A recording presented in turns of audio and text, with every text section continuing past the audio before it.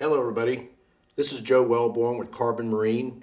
Today we're going to take a deep dive into everything you ever wanted to know about push poles. I've been manufacturing, building, assembling, delivering, servicing, repairing push poles for 10 plus years now in the push pole capital of the world, which is Florida. We do sell our push poles all over the world, but that period of time has given me a lot of insight into every aspect of push poling, the push pole, all the different types, the different ways they can be made, the different materials they can be made from. And I've never seen a video that pulls all of this information together into one, unfortunately it's going to be long, video that gives you everything you should ask or need to know to purchase the correct push pole for you. So we're going to start with the most obvious questions. Which push pole is right for me? Should I buy the most expensive push pole? Do I need the cheapest push pole? Should I buy the cheapest push pole? I get these questions every day, and over the years I've kind of came up with a canned response to how to address buying a push pole without dragging you through a 3-hour conversation. I'm not saying this video is going to be 3 hours long, but there's a lot of nuance to how push poles are made, what they're made from, what they're made with, that will help you better understand that buying decision. And I'll be candid, sometimes the most expensive push pole is not the best push pole for your particular case. Push poles are very similar to shoes. There's so many different styles, there's so many different designs, there's so many different purposes for shoes. Push poles are similar.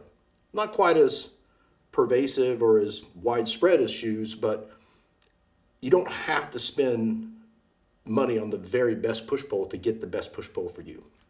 So we're going to start with the most common question I get, and that is, what length push pole should I buy? The general rule of thumb that goes back to probably the late 70s, early 80s when Bill Curtis, Flip Pallet, some of the very early guys were push poling. Those two names are just two that come to mind. But for those of you that don't know, Bill Curtis was the first captain to put a poling platform over the outboard motor. Prior to that, most of the time they poled either standing on the motor or standing on the front of the boat. And I've heard Flip Pallet tell me many times that he's poled from the bow of the boat probably as much or more than he has from the back of the boat. So anyway, going back to the early 70s, the technology was limited. So they used wooden dowels, they used PVC pipe, they used sticks, or I should say sapling trees. I mean, I've seen all kinds of stuff like that. But the real turning point for push poles was advanced composites, when we started using resins and fiberglass and carbon fiber and epoxy. So back to the question of length for your push pole, length for the push pole you need, it's really driven by three variables. One, what's the length of your boat? Now, why is the length of your boat important? The length of your boat is important in selecting a push pole because there's a lot of unforeseen complications that come with running a skiff with a push pole. Let me give you some examples. Let's say you fish deep in the Everglades. When I say deep, I mean you're going back into these little tiny creeks and passages that are covered with mangrove or Brazilian pepper or whatever, just foliage. And there's a really good bay or good bite or spot or pocket of water back there that's protected that the average guy doesn't want to go through the pain to get into.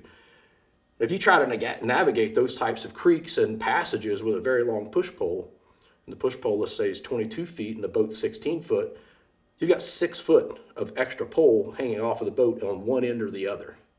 And that's important because as the boat turns and that pole is sticking out further than the boat, the turning radius of that pole has a higher or a faster angular acceleration, meaning it swings faster and it swings further. So it's likely to swing and grab a limb or a branch or something and basically get hung up or fouled or broken or snagged or impaired. So if you're poling in really tight, heavily vegetated areas through creeks and canals, you're going to want something shorter. If you're poling in shallower water that's less than 2 feet deep, what comes to mind? I have a story for this. South Andros in the Bahamas. The bluebird, the skies are bluebird clear, the water's gin clear. You're not fishing in 3-4 feet of water typically in the Bahamas for bonefish. You're in pretty shallow water, maybe 12 inches, maybe 14 inches, maybe 20 inches. So you don't need a lot of pole. And the other problem that comes with having a longer push pole in those conditions is if that pole is way up in the air, and the sun is behind it, and you're approaching a school of fish or a big tailing monster, 10-pound bonefish, and he out of the corner of his eyes sees a shadow break the constant beam of light on the sun, what's the first reaction? I'm just thinking like a fish. I'm not scientifically here to establish that this happens, but I've seen it happen. I just can't necessarily explain why it happens, but I can speculate on why it happens. When he sees that break in the sunlight, something shadow passes it. Maybe it's a bird, maybe it's a predator, maybe it's something that's not normal. So having that very long push pole way up in the air when you don't need it is causing you a disadvantage. So stick to the push pole that's just right. Not too short, not too long. So the general rule of thumb is 3 feet over the length of the boat. I think that general rule of thumb came about because most poling platforms are about 3 feet. But it's been a pretty good rule of thumb. Now, there are three exceptions. If you're poling in deeper water, you've got more distance between where you are on the boat with the pole and the bottom. You have to make contact with the bottom in order to push the skiff forward. So if the water's deeper, you inherently have to start with a longer pole. If the water's shallower, you can get away with a shorter pole. That's condition one, or exception one. Deeper water, shallower water. You can make an exception up or down on the 3 foot over the length of the boat rule. Second exception, what's the condition of the bottom? Is the bottom really firm or is the bottom very soft? Let me give you 2 examples. The bottom in the Bahamas typically is very firm. The bottom around most of Central Florida, both east and west coast, tends to be very firm. We call it terra firma. Sand and or rock, or it's not soupy, mushy, muddy. Now, let's travel up to our friends in Louisiana. Up in Louisiana, you got a lot of discharge coming out of the rivers into the deltas, and that discharge has silt, and that silt just kind of lays up and it turns really soupy. So the bottom it's not firm. It's like pudding. It's really, really, really soft. So why is that important? Well, it's important because contrary to what most people think, the majority of the resistance of pushing a boat forward on a very soft bottom comes from the aggregated resistance of that pole going down into that soft bottom and building up friction or resistance. So it's not just predicated on the amount of surface at the bottom of the foot. This area, it's not predicated on this area touching the mud. It's predicated on all of the pole that's going down into that column of mud, getting enough resistance to be able to push forward. So why is that important? Well, if you're in really deep water and or really soft bottom, Louisiana, you're going to need a longer pole because you're going to have 3, 4, 5 feet of pole going into the bottom before you get enough resistance to be able to push forward. Kind of go back to our science class, our physics class, Newton's law, every action is an equal and opposite reaction. So you need enough resistance to be able to push forward. And sometimes it takes 4 or 5 feet of pole into the mud to make that happen. So that's some general guidance on the length of the pole. Another big question or variable that comes in conversations when I'm talking to people about push-pull length is where are you going to store it? If you're in a small townhouse with a very small garage and you got limited storage space and you want to secure it internally or inside, you got to make sure it's going to fit.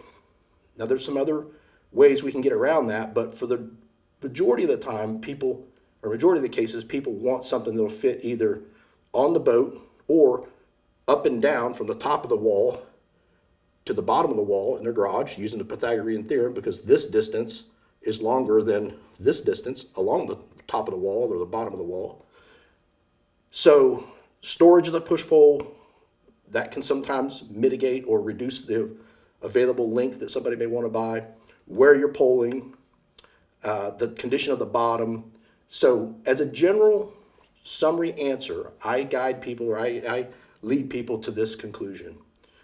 If you're an average fisherman and you're under average conditions and you're in Central Florida, or you're in a situation where the conditions are that the bottom's relatively firm and the water's from 18 inches to 3 feet, the general rule of thumb of 3 feet over the length of the boat is a good rule of thumb.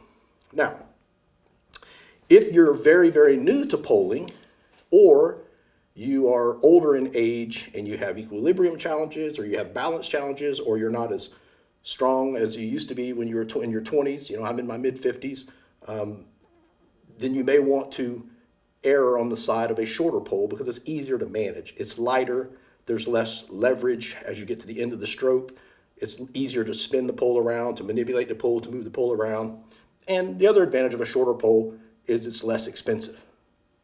The biggest disadvantage of a shorter pole is if you have an accident, and trust me, accidents happen.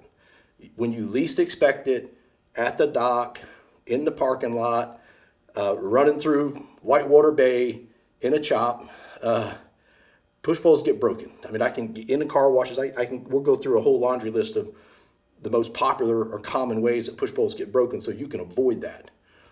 But to summarize, chapter 1, what length push pole do I need? Good rule of thumb is 3 feet over the length of the boat. Will get you started. It's a good starting point. If you err on the side of longer, that gives you a little more pole to work with if you've had an accident, or you anticipate having an accident, or you're poling in deeper water. Now, statistically, our most popular length of push pole is 21 to 24 feet, with the majority of them being 21 to 22. The people favoring the 23s and the 24s are guides or folks fishing in deeper water, frankly, in South Florida, in the Keys. A lot of the poling in the Keys is in deeper water, and they're predominantly poling for tarpon. It's not uncommon for some of the guides that are guiding year-round to have 2 poles, one short for lower tide conditions, winter tides, and a longer pole for tarpon fishing. So on the topic of length of push pole, 3 feet over the length of the boat, adjust it a little bit longer if you're in soft bottom or deeper water, a little bit shorter if you're in gin clear water, smaller boats, and you're maybe an older fella and just don't want to wear yourself out swinging around a long push pole. So that covers what length of push pole you need. Now let's talk about the different types of push poles. Yep, there are different types. The biggest distinction in push pole types are one piece from tip to foot. The fibers are continuous all the way down. They're made from start to finish as one push pole. That means the wrapping table where they're manufactured is longer, i.e. more expensive. It goes onto a mandrel that's longer, i.e. more expensive. And it has to be cured in an oven or an autoclave that's longer, i.e. more expensive. And transportation post-curing has to be transported, which means longer poles, more expensive.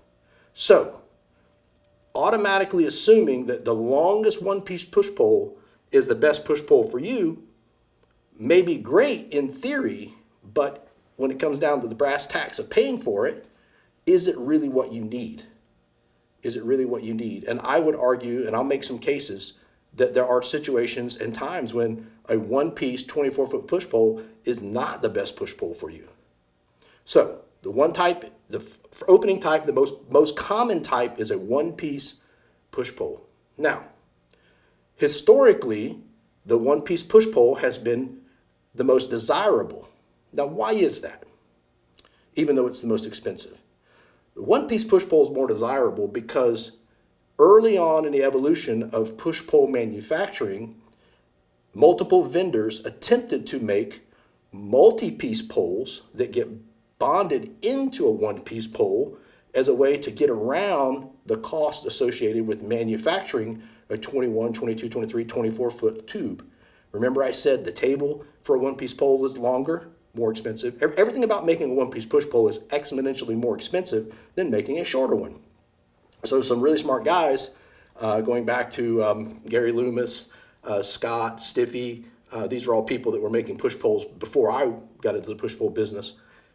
They tried building multi-piece poles that ended up as a one-piece permanently bonded push pole. But there was one problem. When you're bonding a push pole, the material you use to bond those two sections together generally or always involves a ferrule, something that looks like this, and it goes inside of the tube like this.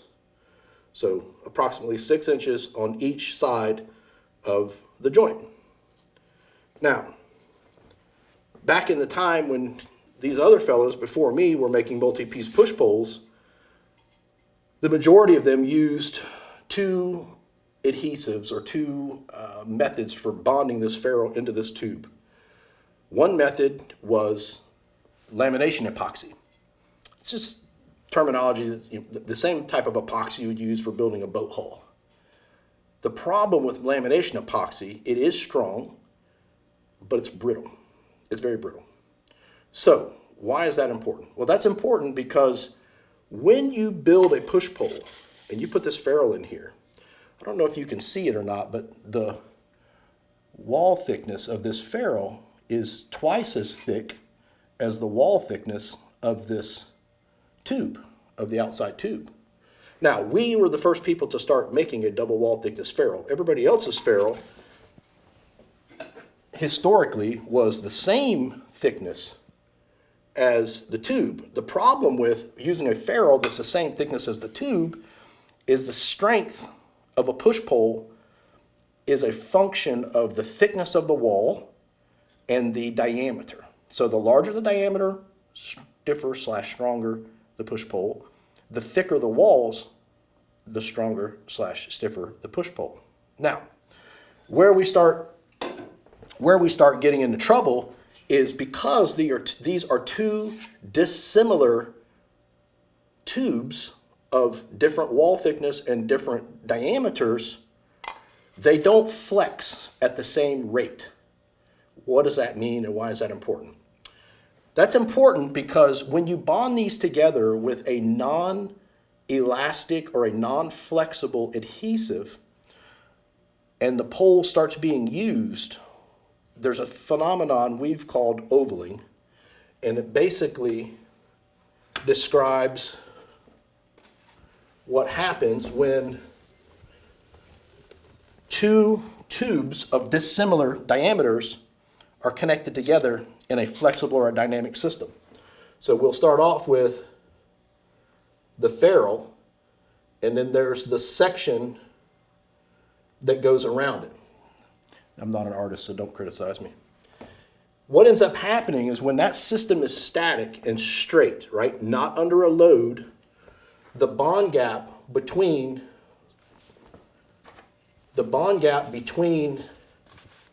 the ferrule on the inside and the section on the outside is uniform. It's a thin gap where the epoxy or the adhesive lives to hold the ferrule into place. What happens as you start using the push pole, or in scientific terms we call it cycling the push pole, that means bending the push pole. The pole gets a load on it and it starts to bend. When that happens, the event called ovaling happens. The outside tube wants to oval and the inside ferrule doesn't. So you go from a situation where the bond gap is consistent around the ferrule to the wall of the tube to a dynamic situation where on the sides the bond gap might be the same, but it gets elongated on the open or the compression end or the expansion end of the bend. Anytime you bend the push pole, the portion of the push pole on the inside of the bend is experiencing compression, and the portion of the push pole on the outside of the bend is experiencing stretching or elongation. So what ends up happening is the tube tries to make up that differential by becoming more narrow, and that makes it elliptical or ovaling, it creates an ovaling. Now that's important because if the joint adhesive between the ferrule and the tube is not flexible, what happens? It develops little microscopic cracks. We call them fissions. And over time, those little cracks will open and close, and they'll open and they'll close. And in the early days of me building and manufacturing multi-piece push poles, I had a couple push poles leak. And I'm like, what's going on here? It would have water in it. And I'd cut the tip off of the pole and I'd connect a vacuum pump to it, and I'd pull a vacuum on the pole and it wouldn't leak. It would hold that vacuum, which told me it was sealed. And I'm just pulling my hair out trying to figure out, well, how the hell does this water get in here if it's sealed? It's sealed, but it's in its static, flat, relaxed state. As soon as I bend the pole, all of a sudden I could start hearing whistling.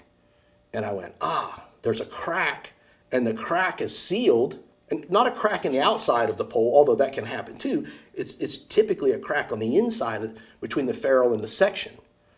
I'm getting kind of deep in the weeds here, but I don't think anybody's ever explained this publicly or in a video, but it's really important. It's kind of basic physics, but it's really important to understand in why one-piece poles are preferred over multi-piece poles in the early days. Now let me finish the story.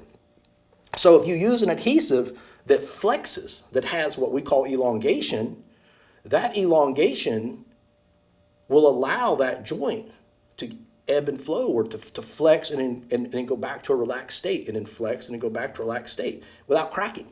Why is that important? It doesn't leak. It definitely isn't going to separate. Push poles will typically leak before they separate, although there are cases where they'll separate, and we'll talk about that in a little bit. So now, the original comment was, why are one-piece push poles preferred over multi-piece push poles? Well, the reason why is there's been this perpetuating observation from early on multi-piece poles. Oh, multi-piece poles, they leak. They're not worth the money. They leak, they leak, they leak. Well, that's true. When Carbon Marine came into the scene, I recognized that problem, and I started trying to figure out solutions around it. And I found two solutions that stop that elongation cracking of the adhesive or the epoxy or whatever you're using. So in the beginning, I mentioned that they use lamination epoxy. There was another attempt to get around the leaking caused by elongation, and that is by using 5200. Now, we all know 5200. You put something on 5200 on something, you let it cure, you're going to play hell getting it apart. The problem with using 5200 bonding push poles is 5200 is what's called an aerobic adhesive. It has a solution embedded into the tube that keeps the polyurethane, because it's a polyurethane-based adhesive, keeps that polyurethane from curing, becoming rigid or semi-rigid. Rigid but flexible, solid but flexible. When you put that inside of a push-pull tube in Florida humidity, summertime Florida, where there's 90 to 95, 98, 99% humidity, the air is saturated with moisture. The air inside the tube is saturated with moisture. The tube is limited. It can't vent. So that solvent never goes away, or goes away at an inconsistent rate. So some days it would cure in a couple of hours. A winter day, super low humidity, sunshiny, the gas could escape and the 5200 would go solid. But on super high humid days, it wouldn't. So this was making me crazy, because I would have I'd have days of poles that sit on the rack and it never cured. And you can't set expectations for customers and provide good delivery services and turnaround if you have inconsistent bonds. Last thing you want to do is deliver a pole to a guy that hasn't cured. So that immediately took 5200 off of the table. Can't use it for bonding push poles. Now, I'm saying this from a general, everyday production shop. Can you use it to repair a push pole in a pinch? You can. Is it good stuff? It is. Just know that it's inconsistent. It's unreliable as to how consistent it's going to cure. As compared to epoxy, we use a specialized rubberized epoxy that everything that's needed to bond is in it. Matter of fact, you can wet it, lay up something, and it'll cure underwater. It doesn't care. It will make that cure. It will go solid, and it doesn't have to give away anything. It doesn't have to get anything out of the atmosphere or otherwise. So the early days of push poles were cursed with the use of lamination epoxies in these joints, because as the push pole would cycle and flex and oval, it would crack the resin and the pole would bend, a drop of water would go in and it would collect in the main tube. Maybe just a tiny, I'm not talking about like a water, I'm talking about like literally a drop. But over 1,000 cycles, you'd end up with 2 or 3 ounces of water in the pole over a 6-month, 4-month, 3-month period of a season. And all of a sudden now you got this water sloshing around, makes the pole heavy, and you just know it's not right because you hear it sloshing around. So that was the root cause behind the myth that multi-piece poles are not as good as one-piece poles. The way Carbon Marine solved that myth, or got around that myth, and helped to re-educate the market, is we started using a rubberized anaerobic epoxy to bond our joints together. And then we took it one step further. We started using an EVA foam seal. We were the first people in the industry to use this type of a seal. I wouldn't, 10 years ago, I wouldn't have shown this because nobody else was doing it, but now everybody's knocking us off, so everybody else is doing it too. But what's interesting about this concept of a seal is I have seen and heard stories from other old timers that when they would repair their push poles, or they'd put a foot on their push pole or a new tip on their push pole, I first heard this from Flip Pallet, they would take newspaper and they would wet the newspaper with that resin from the lamination resin, and they would get it and they would ball it up and they would stick the newspaper in, and then they would push it in and make the newspaper mate up against the wooden foot or the ferrule or whatever they were bonding together. But in my opinion, newspaper is not the best part for that. I like EVA foam, and I've got a quick story for you. There's a secondary benefit to this EVA foam. The primary benefit is when we build a Carbon Marine push pole, or you buy a Carbon Marine push pole kit or a repair kit, this is what it's going to look like inside of the pole. You're going to have this 1-inch thick EVA foam seal that's going to add a secondary barrier to prevent water from being able to come down a crack and collect in the tube. Now, I spoke to a second benefit, and I didn't know this benefit. I didn't start using this EVA foam seal with this benefit in mind, but I learned after the fact that I just got lucky. I got serendipitous. I fell into it. I was at the Bonefish Tarpon Trush Symposium, I don't know, 6, 7, 8 years ago, doesn't matter. And Captain Will Benson came up to me and from World Angling, and he said, "What are you doing different to your poles?" And I said, "I don't know, Will. I mean, it's a kind of open question." He goes, "You're doing something different." I'm like, "Well, help me, like, give me some context. Help me understand what you're referring to." He's like, "They're quieter. They're quieter." Now, if anybody knows Will's incredible guide, incredible angler, especially his Lower Keys permit. That's kind of where he's been famous for. And this guy he's lost more brain cells trying to figure out how to get quiet and be around permit than most of us have ever used to fish permit. He's really obsesses over trying to be quiet and stealthy and get closer to the permit. And what he told me was he noticed that one of the poles that I'd started delivering to him, because he was one of the early guys that was buying poles from us years and years and years ago, before we were using the seals. He ended up with a pole that had seals in it. And he said those seals, I said, "Well, we started using this EVA foam seal." He goes, "Oh, that's it. Genius. It dampens the sound.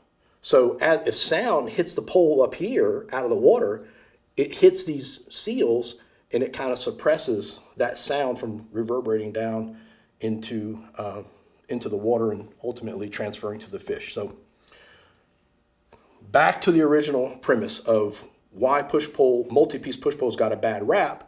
Those were the reasons. They used the wrong, or they didn't use the wrong. They used a inferior lamination resin as opposed to a flexible epoxy.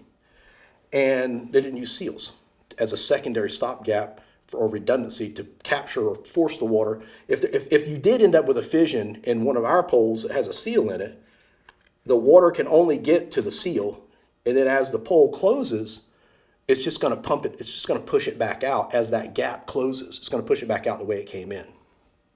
So the early days of why multi-piece push poles got a bad rap was because the bonds were inconsistent and they leaked.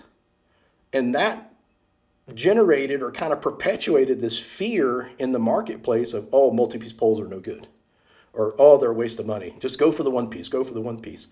The problem with that is the one piece are just so morbidly expensive. There's really two or three manufacturers of push poles, and some of them are geographically disadvantaged. They're in the wrong area. The majority of push poles in the world are sold in Florida. If you're not manufacturing push poles in Florida and you're trying to sell them to Florida, you've got a couple of extra barriers in the way because it's not cheap to transport one-piece carbon fiber tubes used for building push poles. So Carbon Marine came along and we started putting seals in. We started using elastic or rubberized epoxies that flex, and that put the kibosh on multi-piece push poles not being as, quote, good as one-piece push poles. Now, ever since we've started producing multi-piece push poles, that gave us a foothold or the ability to compete because we could now produce a 24-foot push pole that was $400 less expensive than a one-piece push pole. And now that puts the grasp of a long push pole in range of the average recreational angler or captain just starting out that needs a longer push pole that doesn't want to pay $1,500, $1,600 for a one-piece push pole. So the original comment was that multi-piece push poles were deemed bad, and I've given you the history behind the why, and now I'm asserting and I'm proffering to you that multi-piece push poles are arguably as good, maybe better. Let me tell you why I think sometimes they may be better. Years ago, Kevin Shaw, the founder of Stiffy Fibertex, which makes the Stiffy push poles, was on a podcast, and we had just started making multi-piece poles. And he made a comment. I'm paraphrasing, so don't slaughter me if this isn't these exact words if you go out and find the quote. But the quote was something like, yeah, Carbon Marine's using ferrules, and because he's got 2 or 3 ferrules distributed through the length of the pole, it adds stiffness to the poles. Because remember, where that ferrule is, look at how much thicker that is. That's 3 times the wall thickness. And that ferrule is 12 inches long. So you add 3 times the wall thickness, 12 inches long, in a predictable, spaced out, balanced manner down the length of a push pole, it's going to make that push pole stiffer. It's going to make it a lot stiffer. So that's kind of one of the unspoken advantages of a multi-piece pole. I'm going to tell you a third advantage of why multi-piece poles can actually perform better than a one-piece pole. And I have this conversation with a lot of individuals day in, day out, but you got to sit down and kind of think about it from first principles. And here's how it goes. As you're buying a push pole and you're looking at the $600 push pole versus the $1,600 push pole, what are you paying for? What's that $1,000 differential represent? What's causing that $1,000 difference in price? And I'm going to tell you, it boils down to 2 things. It boils down to people want a lighter push pole and they want a stiffer push pole. And anytime you want lightness, you have to take away mass. And anytime, which costs money, and anytime you want to add stiffness, you have to add technology.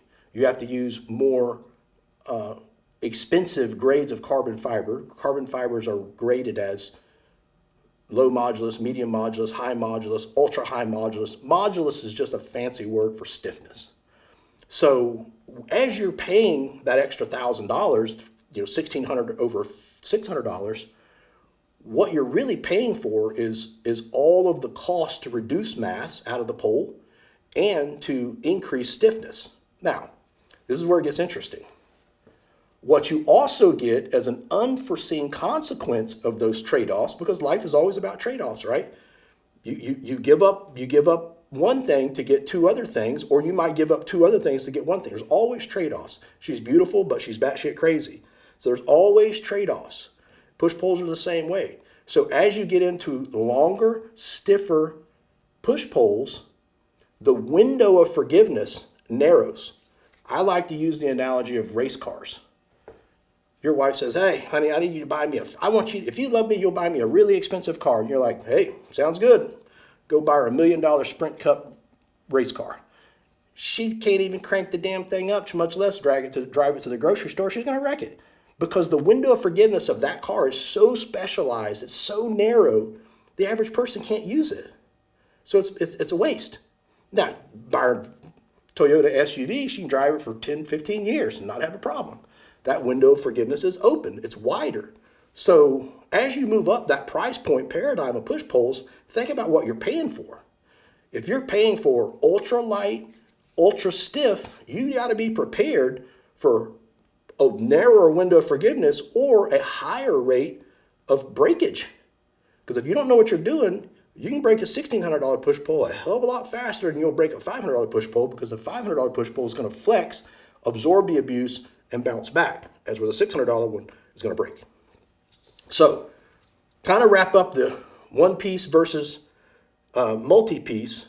The advantages of the multi-piece: lower cost to produce, additional stiffness from the ferrule, and interestingly enough, the third advantage of a multi-piece push pole is they're heavier.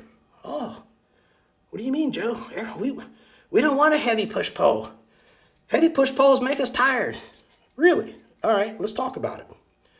Why would a heavy push pole make you tired and a not heavy push pole not make you tired? I'm going to argue the opposite. Go back to first principles. Push poles are hollow. You see there? It's a hole. It's hollow.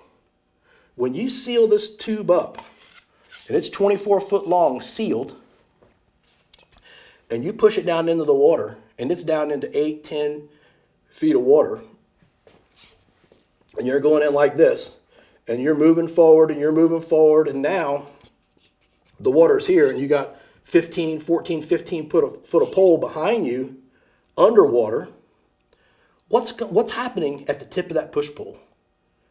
Well, I'm going to tell you what's happening. Nature is doing its job. It recognizes that pole is lighter than the water. So, you ever been in a swimming pool and you tried to hold a balloon down, or a beach ball, or a swimming ball that's got air in it? You can only hold it for a little bit. It wants to come up. That's the same thing that's happening with that tip of that push pole when it's down 6, 8 feet of water and you're advancing forward. Now here's where it gets really interesting. Is that extra 5 or 6 feet of push pole that you paid for, let's just call it 3 feet. You went from a 21 to a 24. You can't use that last 3 feet of push pole if it's not touching the bottom, Jack. It's got so much buoyancy because so much of the pole is on this angle in that deep water. 1 pound of force down here, or let's just say an ounce of buoyancy down here is magnified because it's on a lever. This is all a lever. So now that 1 pound of buoyancy at the tip of that 24 foot expensive push pole, you're fighting to keep it down. You're having to spin inner, and you don't think about it until the end of the day. You're like, shit, Johnny, I'm tired as hell. My damn shoulders, my gut, my core, I'm wore out. Yeah, you're wore out because you're pulling in deep water trying to fight that buoyancy. And it's only a few ounces, but it's repetitive over and over. It's like somebody walking in and adding 2 ounces to your lift every time you go to do your bench press or to your squat. There's a point at which it compounds that it's making a difference. I would argue, and I would proffer to you, that a pole needs to be balanced by its weight to the circumstances that you're poling in.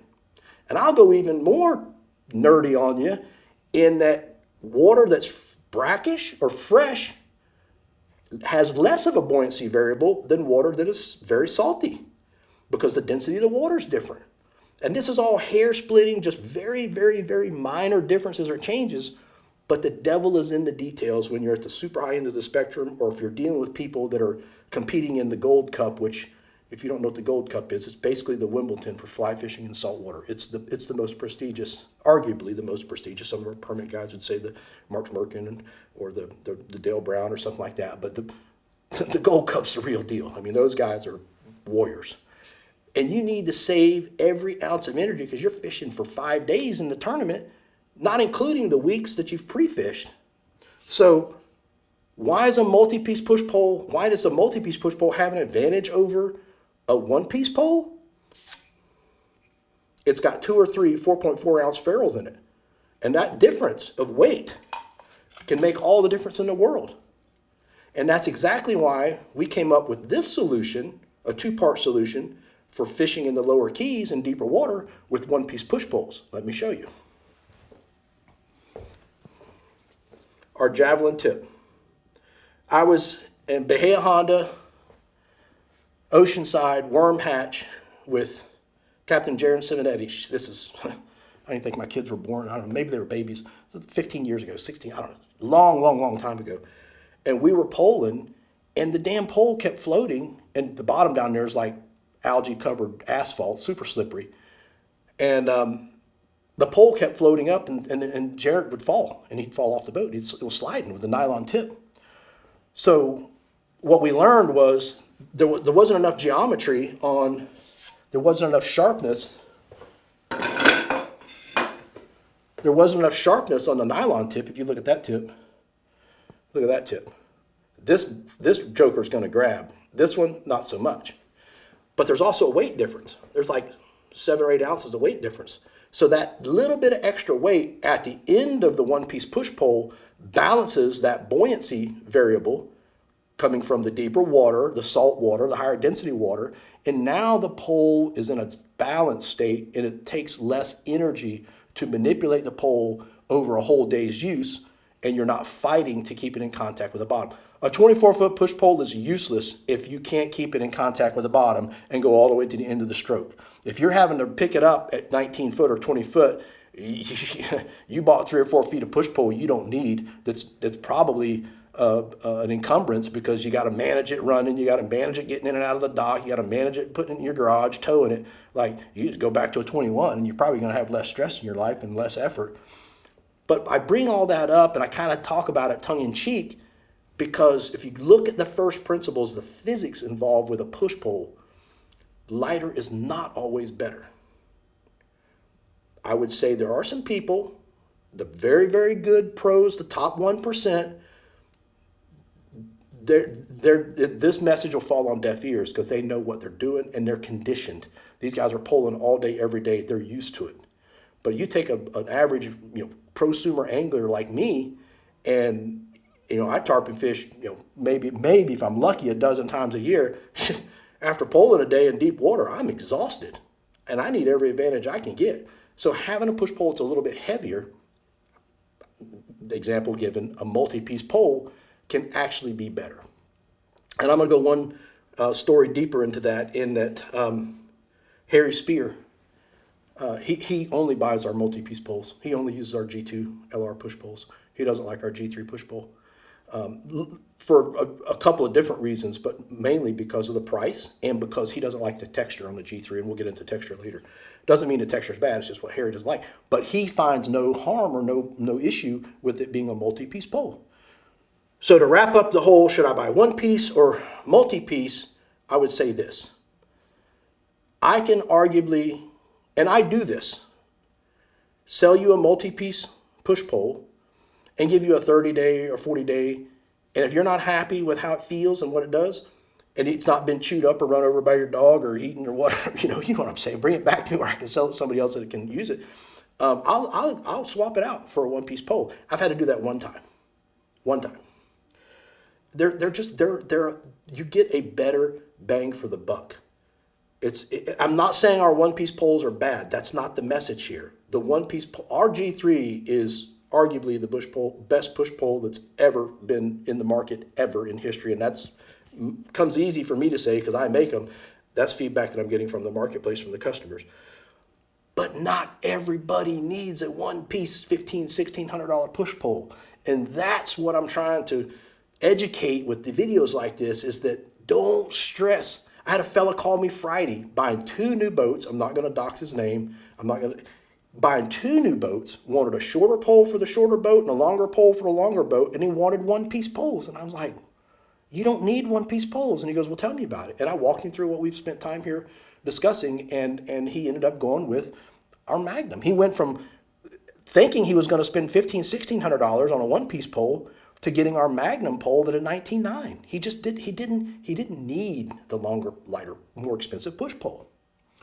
So to wrap up topic number 2, which is advantages and disadvantages of multi-piece push poles. In summary, multi-piece push poles are less expensive to manufacture. They typically have a more balanced weight to buoyancy ratio, meaning they require less energy over a longer period of time to use. And they're just as durable. They don't leak. We warranty our push poles for 30 days against any leaks or physical separations. If it doesn't separate in the first 30 days, it's not going to separate. So when you get that multi-piece myth that multi-piece are no good, if you ask somebody that tells you that multi-piece are no good, if you ask them why, they're like, I don't know, it's just what I heard. Well, for 200 years we heard from the powers to be that the earth was flat and the sun revolved around the earth. And they almost killed Copernicus when he stood up and go, boys, you guys got it all wrong. The earth goes around the sun, like you guys got it all wrong. You go back to first principles and think through the physics, think through the science of why somebody says something and what could be accurate or inaccurate about that. So to close the topic of one piece versus multi-piece, I own them both. I will tell you that I am just as happy, if not happier, with a multi-piece longer pole than I am with a one-piece longer pole because of the balance between how much buoyancy there is and how much the pole weighs. Lighter is not always better. All right, so we've talked about what length of push pole you need. We've talked about what type of push pole you need. Let me wrap up one other little topic here that's doesn't come up quite as often as it used to. But there's a third kind of push pole out there. I don't see them as much. I can't tell you the last time I've seen one, but in the early days, there were fiberglass push poles. Moonlighter made one. Stiffy made one. I think they still make one. I think that's the only two that I'm familiar with that comes to memory. The reason why fiberglass push poles are falling out of favor, they were in favor in the beginning because we just didn't have the technology to build carbon fiber, pre-preg, epoxy, autoclaved, all these fancy advanced composite technologies.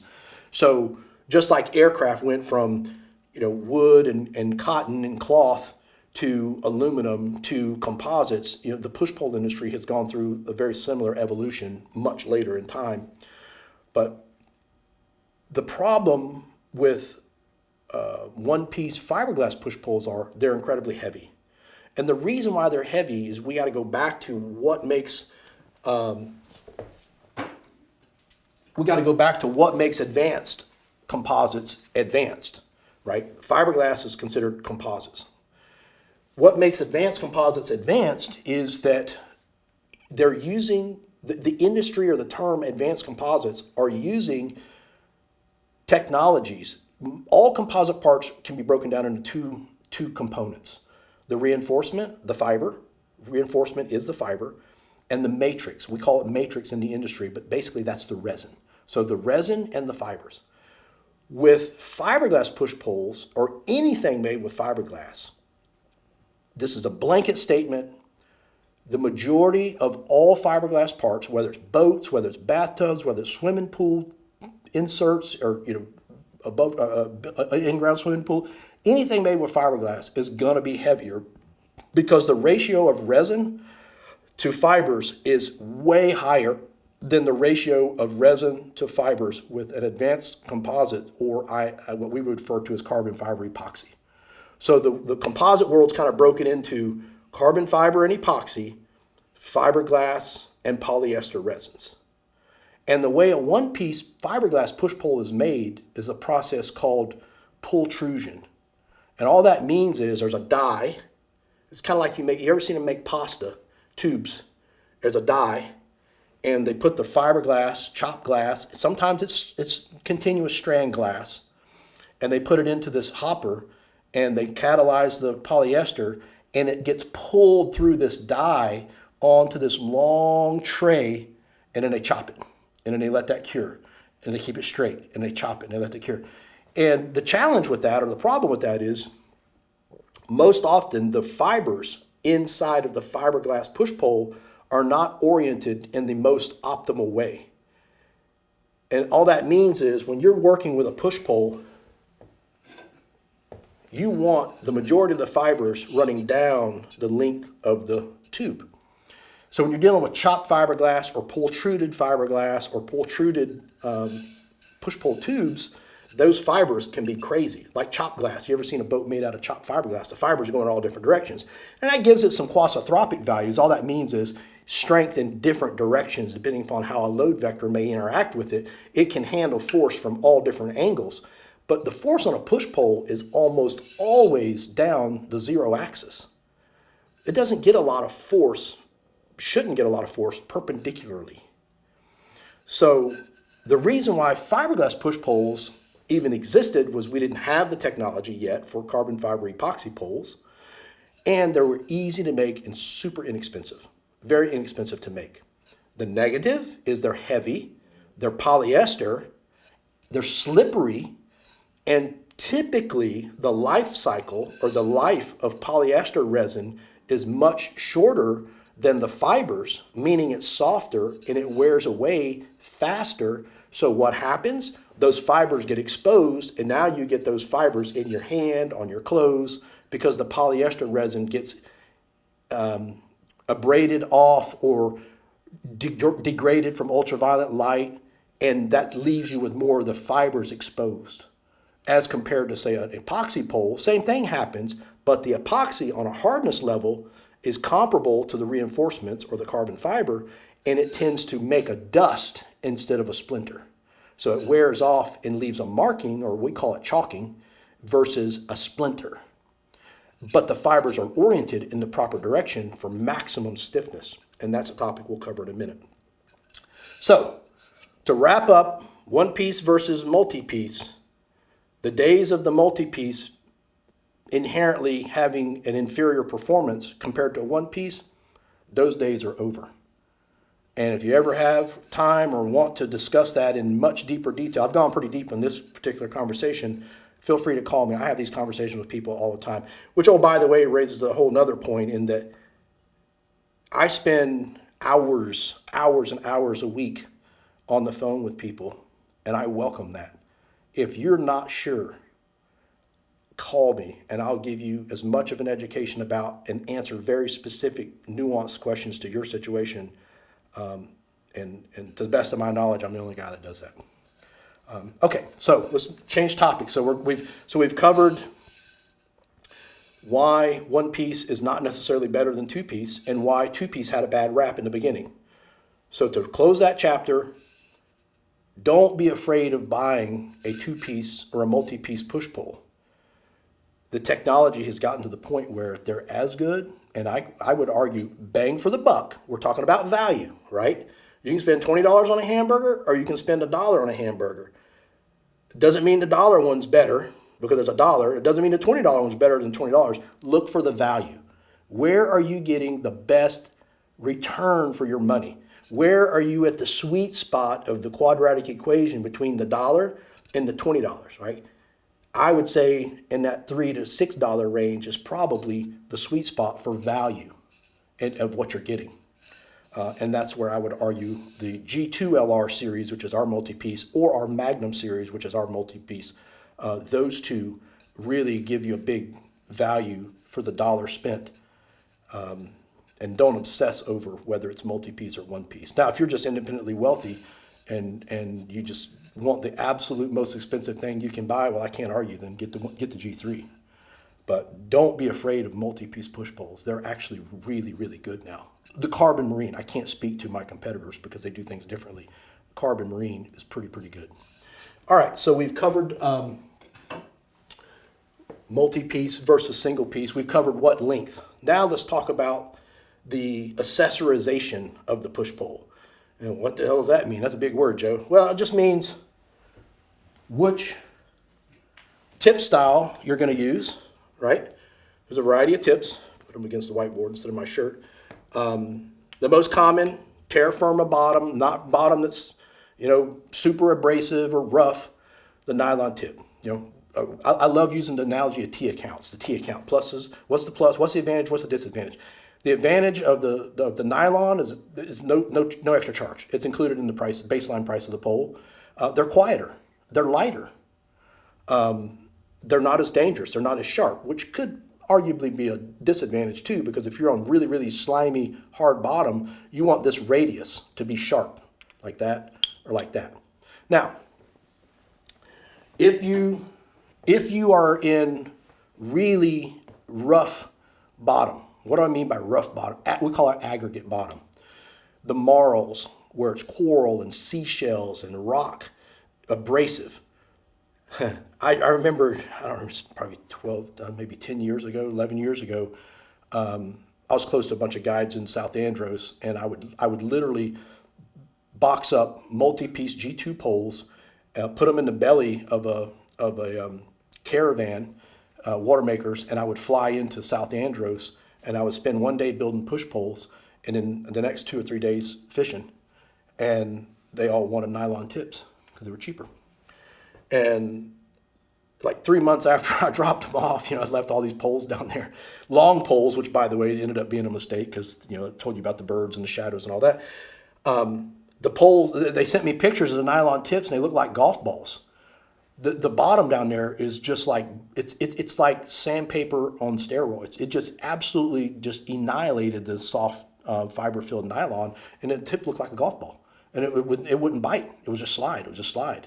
So that's the reasoning behind the stainless steel insert, because this is 3/16 stainless steel, and it's very sharp and it's very hard.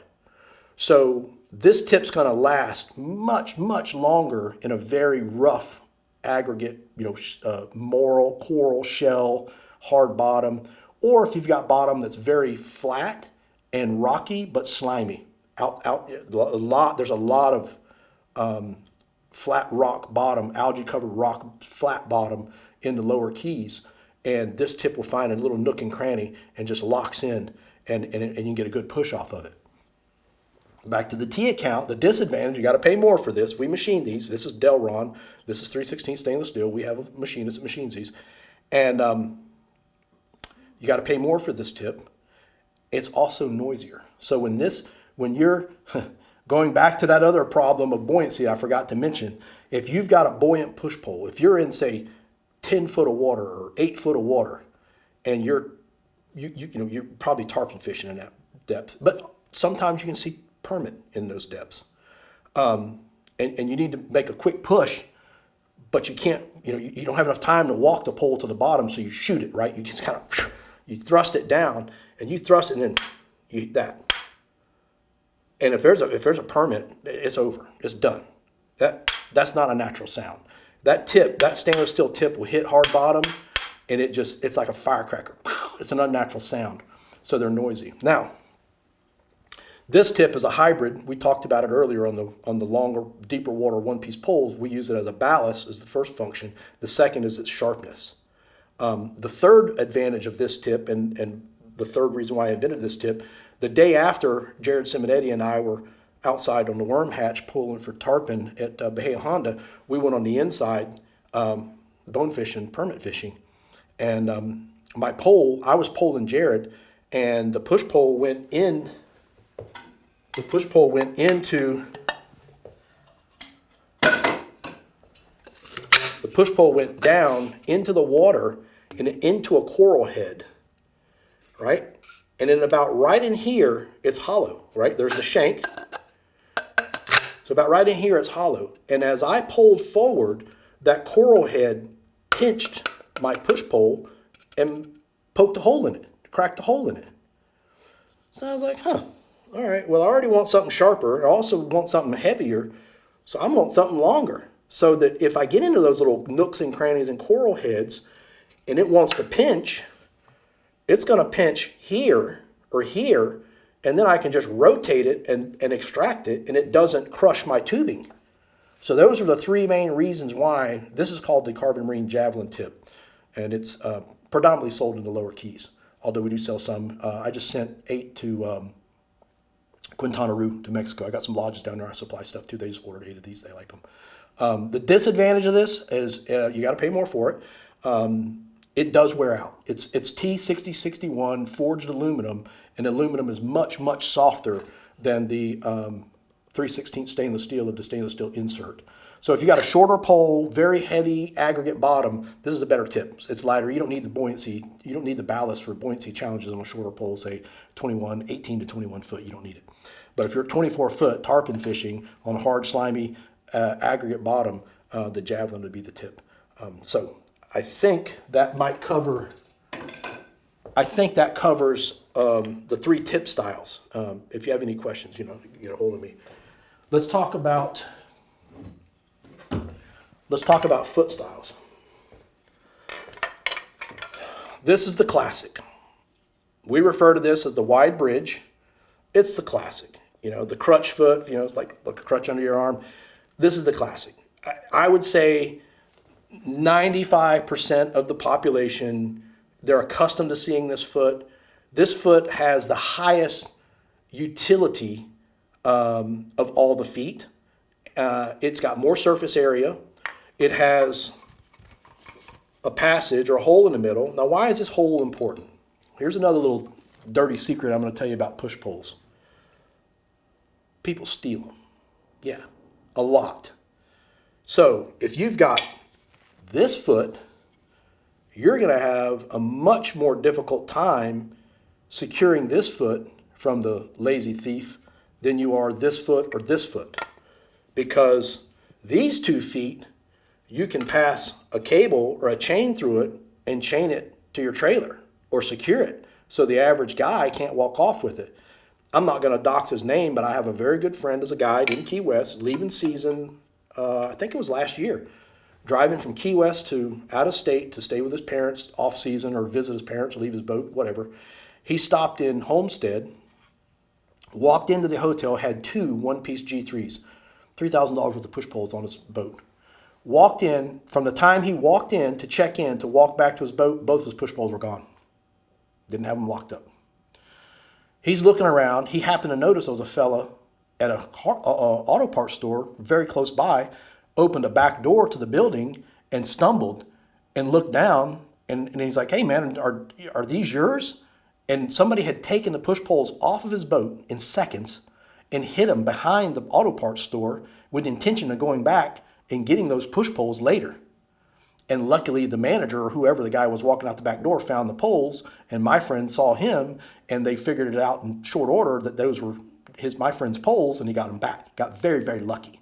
So do not underestimate the value of a bridge foot, not because of the ability for the foot to not sink into the mud, but for your ability to lock the damn thing up, because people steal push poles. They're expensive. And most people don't lock them up. Now, this foot is our bridged fork foot. This is our open bridge foot. These 2 come out of the exact same mold. The only difference is we put a dam in the mold here that stops that fiber-filled nylon from filling up the bridge. So this foot is kind of an old school playback to the early days of push poles. There weren't nylon feet. If you had a fiberglass push pole or an early carbon fiber push pole, you most likely had a wooden foot. You would go out, or somebody, your friend, Flip is famous for this. He'll go out and find guava or Brazilian pepper, or they used to do it with lignum vitae, and that's forbidden. You're not allowed to cut lignum vitae. It's a very, very hard wood. It's a phenomenal wood. You're not allowed to harvest it anymore, from my understanding. I'm not an expert on the topic. I've just heard that. But they would find a branch. They would find a guava that was popular, and they would just cut it, and then they would shape it, or not shape it. They would sand it or carve it down to basically this shape, right? And if you haven't figured it out, that's also the Hell's Bay logo, right? Is the old guava foot or lignum vitae foot, but we just kind of made it mainstream by using nylon instead. So why would somebody want this foot? Nostalgic. It is lighter. If you're in super messy, hard, nasty bottom, super messy, soft, nasty bottom, this picks up less mud. This foot will pick up mud. This little opening right here, we get mud trapped in it. So if you're not paying attention as you're poling and you swing this over your boat, that mud's going to fall right on top of your gear bag or on top of your buddy's shirt or jacket or lunchbox or whatever. It'll get in the boat. So this was an advantage. This has an advantage over the open fork because you can put a cable through it and you can lock it up. But that's the difference between these two. Now there is one other advantage, that if you are fishing with very close quarters, we call it close combat fishing, where you're up in, casting under the mangroves and you're up, casting against the shore, and somebody fouls the cast and it gets stuck. I don't know if you've ever experienced this, but a lot of times when you push up close to the mangroves, they're full of no-see-ums and mosquitoes and everything else that wants to eat your eyeballs, and you end up pushing back after retrieving your fly with a bunch of no-see-ums floating and biting the piss out of you. So with this foot, you can reach in without getting all the way into the mangroves, and sometimes kind of get the fly line and just kind of give it that extra lift or jerk and clear the fly out of the mangroves without having to get up in there where the no-see-ums eat your eyeballs out. But that, when it comes down to feet, this is absolutely the most popular just by history. It's a pretty straightforward, simple foot. It's quiet. It's easy to manage. It's got a good surface area. That's the wide bridge. If you want something a little more nuanced, compromise between the wide bridge and the fork, that's where the bridge fork comes in. People ask me all the time after I go through these on the phone with folks, and they say, Joe, what would you use? I say, well, I've got both. I use the bridge and I use the wide bridge. If I blindfolded you and you couldn't see the foot, I don't think you could tell me which one you were using, to be honest. I mean, it's really almost a nostalgic aesthetics question more than functionality, with the exception of being able to lock it up. You can lock this up. There is a way that if you wrap the chain this way, and then you wrap a loop this way and pull it back through so that it captures this end with a piece of chain here and a piece of chain here, and then when you tighten that and lock that it can't slide forward or back, you can secure it. It's just not as convenient as just sliding the bicycle chain. I use stainless steel long link chain and just lock it up. And it's becoming more and more prevalent, the amount of push poles that get stolen every year. I get the calls all the time.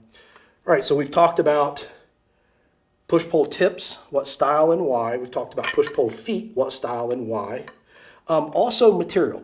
This particular foot is made out of acetyl. Acetyl is a little less expensive to use, to manufacture. It's a little bit softer, which sometimes means quieter, but not as durable, although I've never had one of these break. I've never seen somebody wear a foot out.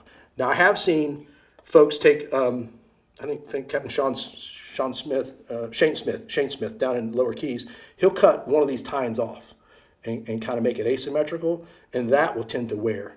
But it takes a lot. I mean, those guys are poling 220 plus days a year. Like they're machines. But typically feet don't wear out. So buy it for function. Let's talk about one other very, very nuanced, super specialized option that Carbon Marine offers on our push poles.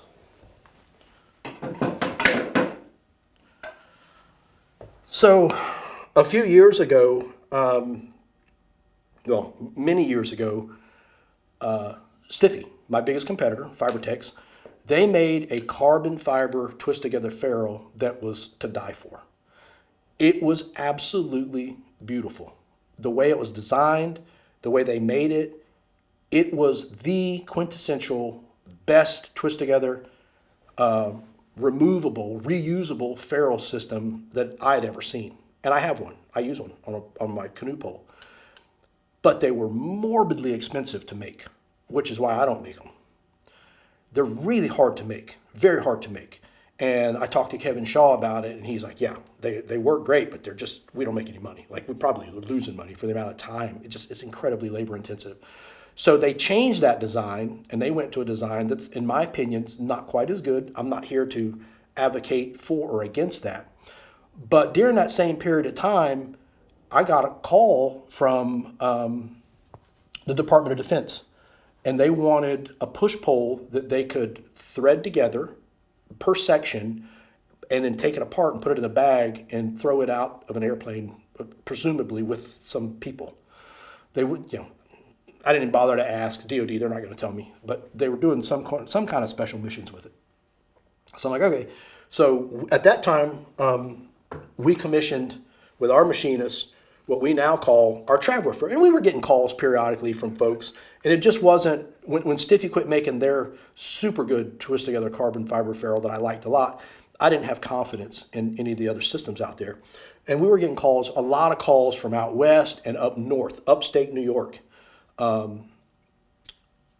very affluent businessman, I'm going to leave it at that, a very affluent businessman, very high visibility, affluent businessman, called me and said, hey, look, I'm looking at your push poles.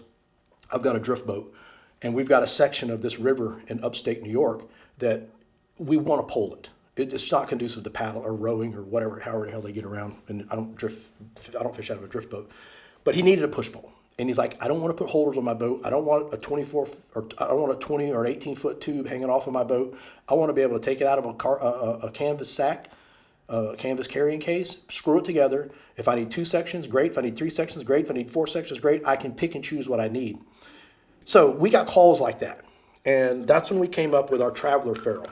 Now this ferrule is metallic. It's the same material that our Javelin tip is made out of, T6061 forged aluminum, threaded, fairly lightweight. This particular one is 6.5 ounces. And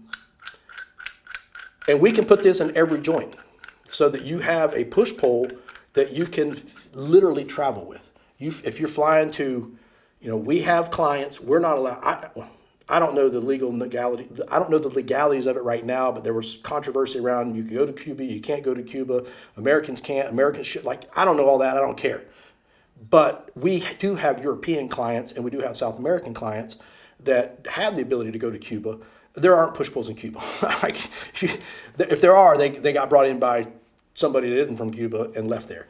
But these guys wanted to fly in and out, or they wanted to go into remote locations. They wanted to take the pole with them and bring the pole back. So we come out with a Traveler. The Travelers, the single most important thing about the Traveler push pole is if you are traveling, or traveling is the single most important component of why you're buying the push pole, the Traveler and the Traveler ferrule system is for you.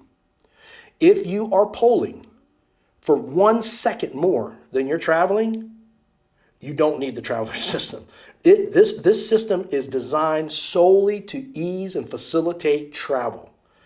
It builds a push pole that does not perform at the same durability levels as our traditional bonded together push pole. Look at the difference in the ferrules, okay?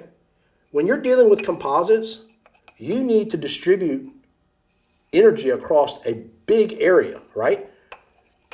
You're not distributing as much energy across this area as you are this area. So why am I going to the great pains of saying this? The Traveler push pole and the Traveler ferrule is a very specialized compromise that you give up long-term duty cycle, long-term strength, long-term durability for the convenience of being able to take a push pole deep into a remote location and use it. This is not for a guy with push pole holders on his 17-foot technical poling skiff going out and poling every other week in Tampa Bay or the Flamingo or the Everglades or Mosquito Lagoon. Now, why would I say that? Well, Joe, what's the big deal? Well, here's the big deal. You buy this push pole and you screw it together, right? Now, you put that in your pole holders and you're running. And the boat's bouncing and the boat's shaking and the boat's vibrating and you're running and you're running and you're running and all of a sudden the damn thing's unscrewed, right? And you're like, well, Joe, just make it tighter. You can't make it tighter because if you made it tighter, you won't be able to put the damn thing together and take it apart. So the moral of the story here is this is a very, very, very specialized ferrule. This is only for people that absolutely have no other way to get a push pole into a remote location than to put it in a bag, check it into an airplane, and get out of the airplane and get in a jeepney or get on a donkey wagon or walk by foot or however the hell you're getting into these remote locations. This is the compromise. You're giving up a whole bunch of durability, duty cycle, and functionality in order to have a push pole in the ass crack of a jungle somewhere, as opposed to not having a push pole. Now, I'm sensitive about. I just have guys call me and are just like, well, it just seems like it opens up my options. I'm like, no. You lose a lot of functionality. So if you're traveling more, Traveler's for you. If you're not traveling that much, or if you're going to try to attach it to a boat and run, don't buy it. It's not for you. Now, the other challenge that we encountered after the Traveler, after inventing the Traveler ferrule, is this is T6061 hardened aluminum. It's light. It's pretty strong. It's pretty durable, but it doesn't last forever. Aluminum is very soft. And what ends up happening is these ferrules get dirty. And if you try to screw this together with sand in it, you're going to bind it together. You won't be able to get it apart. Had it happen twice, same guy, kayaker. And he told me. He told me exactly what he did and why he did it, and he paid to have it fixed. We cut them out and put new ferrules in. But it's imperative that these threads stay clean, especially the aluminum. But even if you're perfect and you keep them clean, Captain Kevin Mahaloff down in the Everglades spends a lot of his time in a john boat, a very tricked out aluminum john boat, because he's one of those guys that goes through the nooks and crannies and the mosquito ditches and back into these amazing places. And he can't have a pole on the outside of the boat because he can't get in there with it. So we built him a I forget the length, 21 or 22 foot multi-piece pole, but in the center joint, if it was a 4-piece pole, in the center joint to keep them symmetrical, we put a twist together aluminum Traveler ferrule, and he loved it. It did exactly what he wanted to do, with the exception of after about a year and a half, the aluminum wore out.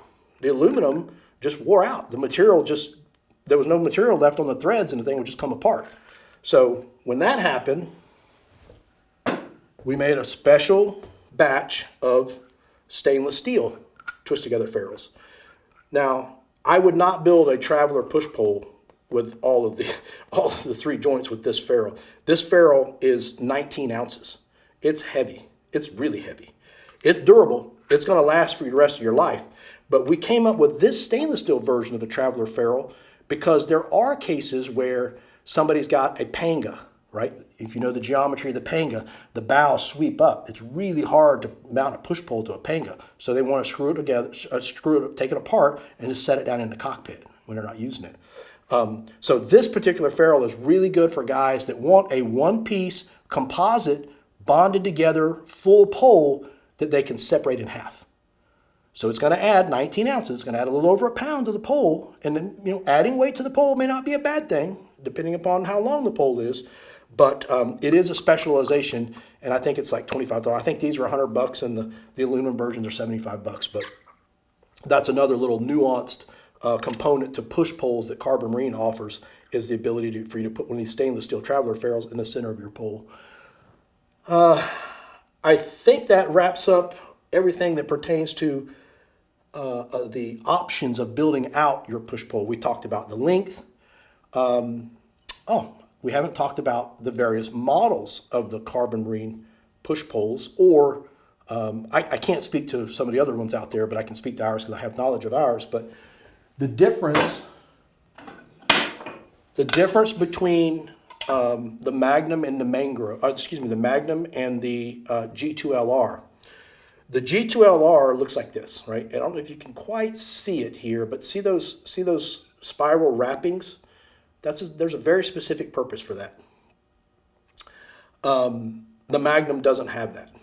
The Magnums are built out of 57-inch sections. This isn't 57 inches because it wouldn't fit on camera.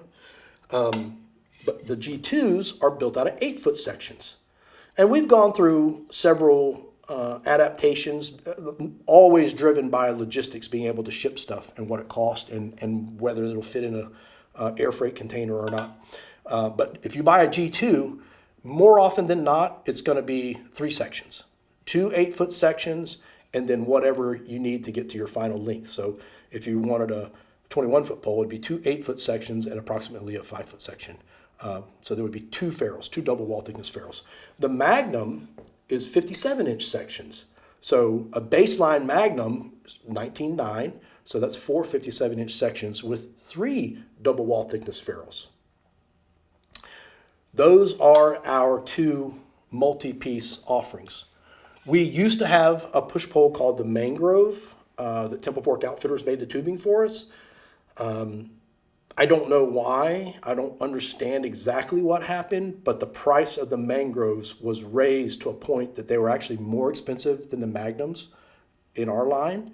And when that happened, when people call to order a Mangrove, I tell them the difference between the two. It's a small difference in price, but the Magnum is actually a better pole. The sanding tolerances are better. The transitions are more consistent.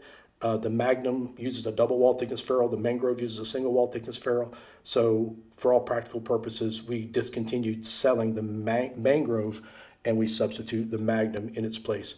And the biggest difference is I can build the Magnum up to 24 foot because it's a higher modulus. Because the bond gaps are more consistent and tighter, and the carbon used in it is a higher modulus, it performs just as stiff in longer lengths as it does in the shorter lengths, as where I would not build a Mangrove longer than 21 foot because the carbon didn't have the modulus. At 22, 23 foot, it was like a noodle. It was really soft, really, really, really flexible. So that's our two offerings for multi-piece, the G2LR and the Magnum.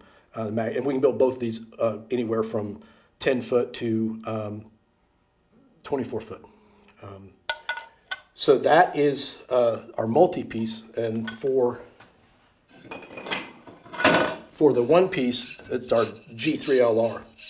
And I think that would be a good segue time to talk about what is the difference between the G2LR, the G3LR, the Magnum.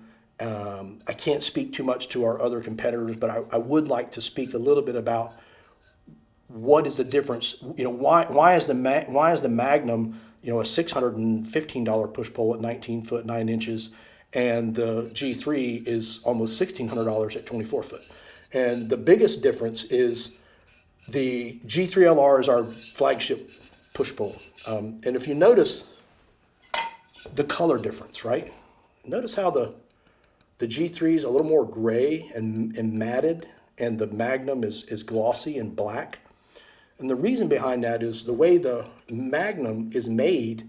The Magnum is, all of these are pre-preg, and that's just a fancy pre-preg carbon. That's just a fancy word for saying the carbon fiber we use, the resin is pre-impregnated into the fibers. So the matrix is pre-impregnated into the fibers, and it's prepared in such a way that it feels and looks kind of like a fruit roll-up. It's semi-solid. And all of these have to be cured in an oven. They all have to be baked to cure them to a final state. The big difference between the G3 and the G2 and the Magnum is the G2, the G3, the grayer one, is cured in an autoclave. Now, that's super important because autoclaves is the most advanced curing technology for any advanced composite part, mainly used for aircraft fuselages, submarine fuselages, helicopter rotor blades, anything that's life and death you need the highest amount of fibers and the lowest amount of resin, because it's the fibers that does the work. It's not the resin. If it's shiny, it's going to be heavier and doesn't have as much fiber as it does if it's matte finished. And we get that matte finished on the G3s because they're autoclaved. And that matte finish is also produced because it's wrapped with a material we call a peel ply. And the peel ply is kind of like a bed sheet. If you've ever looked at a bed sheet, if you looked at it in a microscope, the bed sheet kind of looks like that, right? At a very microscopic level. And the reason why this finish is so matted and subdued and not shiny and rich black is that material, that bedsheet material, lets little drops of resin pass through, right? And as those little drops of resin pass through, there's another shrinking film on the outside of it that captures and compresses. So with an autoclave, the internal pressure of the autoclave is higher than atmospheric pressure, and then the part also gets a vacuum pulled on it. And the reason why you get a vacuum on the part, or the reason why you want a vacuum on the part and an atmospheric pressure different than normal air pressure, is it forces all of the layers of carbon that are in here, and we'll talk about that next, what we call the lamination schedule. It compacts. It forces all that in so that it's perfectly consistent. There's no pits, there's no voids. It's not 20 thousandths thinner on one side and 50 thousandths thicker on the other side. It's very uniform and sufficiently compacted together to extract out any surplus resins so that you're only left with just enough resin to hold the fiber in place so that the fiber can do its job, which is handle the flex and handle the load. So that's why the G3s are so much more expensive. It's a much harder part to make. You have to wrap it, multiple things. It has to, and the other advantage of the G3 is when you peel that cloth or the peel ply off, it's cracking, it's breaking the little dots of resin that weep through it, and it leaves this texture that's very grippy. You can hear that, right? It's almost like sandpaper, but it's not as abrasive as sandpaper, but it's very grippy. Your hands can be slimy and it'll still grip. They can be wet and it'll still grip. Eventually that wears away. It's just little tiny microscopic little cracked peaks of resin that pass through that peel ply, and we literally peel it. I mean, it's like skinning a catfish. You got to peel it off because you're breaking the resin, and that's why you end up with I don't know if you can see it, but there's these little tiny, I call them husks, like you have on corn, and that's just where the ends of the edges of the peel ply are embedded in the epoxy, and they wear off with time as you rub it. There's one right there. I don't know if you can see that. See that against my hand there, little piece. Now, on the G2, they're very shiny, and the difference between the texture of the G2 and the G3, if you were to look at the G3 in a microscope, it looks like this, right? So here's the tube. And it's got these little, tiny, and that sheet was here, and and there's resin up here, and when we peel that sheet off, it leaves these little spiky pieces. Now on the G2, this version and the Magnum, it's built differently. They are wrapped with a shrinking tape in 1-inch widths, and there's a machine that runs that tape. And it's hard, I can barely see it with my cheater lenses, but the space in between the overlaps is tiny. It's like a 32nd of an inch. So what happens is as that tape wraps around the tube, it overlaps. And where it overlaps, and then you peel that tape off, you end up with, if you looked at it in a microscope, it looks like this. And that's where this was tape, and then it overlapped. So when you peel that off, where the tape overlapped on top of each other, there's a little step up.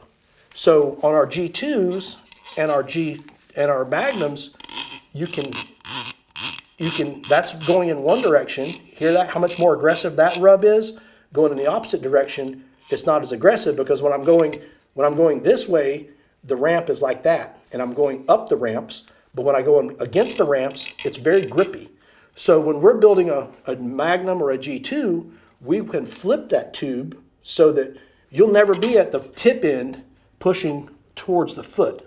You're always going to be on you're never going to be on the foot end pushing towards the foot, or on the tip end pushing towards the tip. You're going to be on the opposite end or the other. So if I can symmetrically flip those sections so that you got maximum grip no matter which end you're using, that's what we do. Can't always do that. If it's a 3-piece, it's hard to do that, because you'll end up with 1 piece in one orientation, 2 pieces in the other orientation. So generally, in odd numbers of sections, I orient all the texture to favor the tip because most people pull with the tip more than the foot, typically.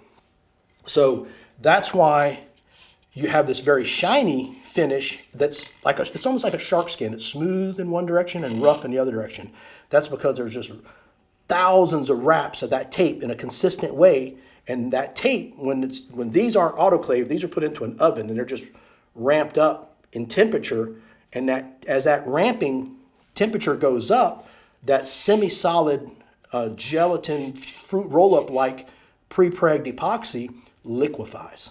It goes from being like a jelly, not liquid but solid.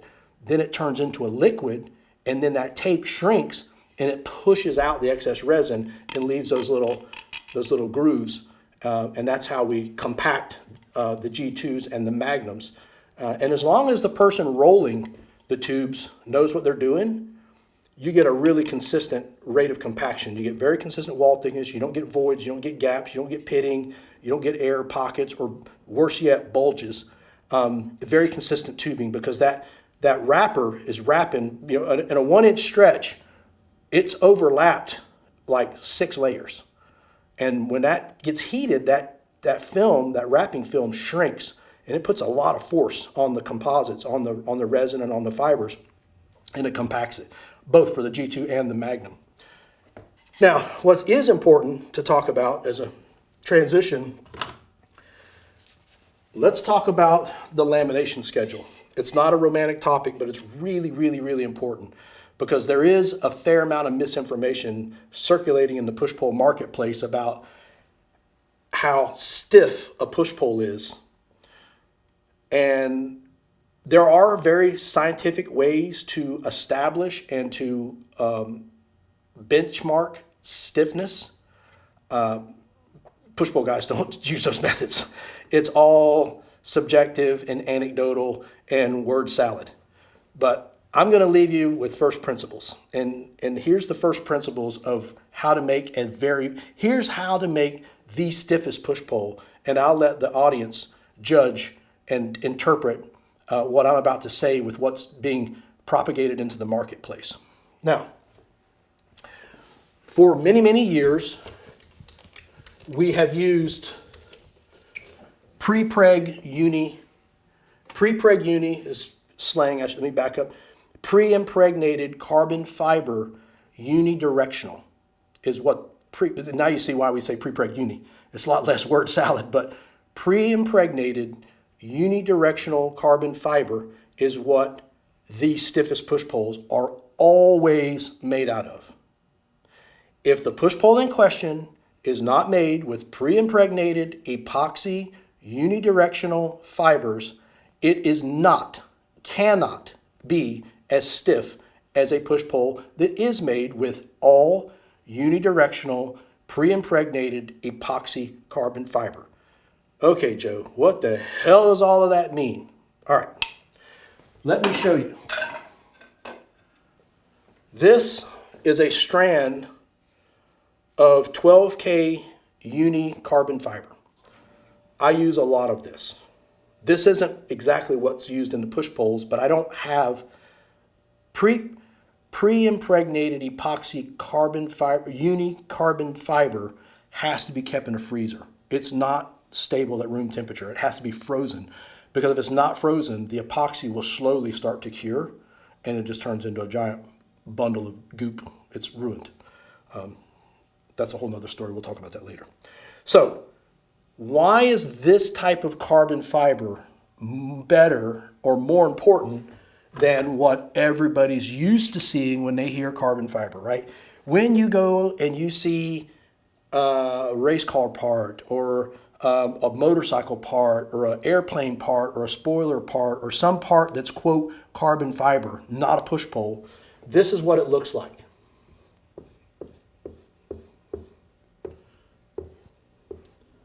Or it might be, and then these go over, and then this one goes under. And then this one goes under, and then this one goes over.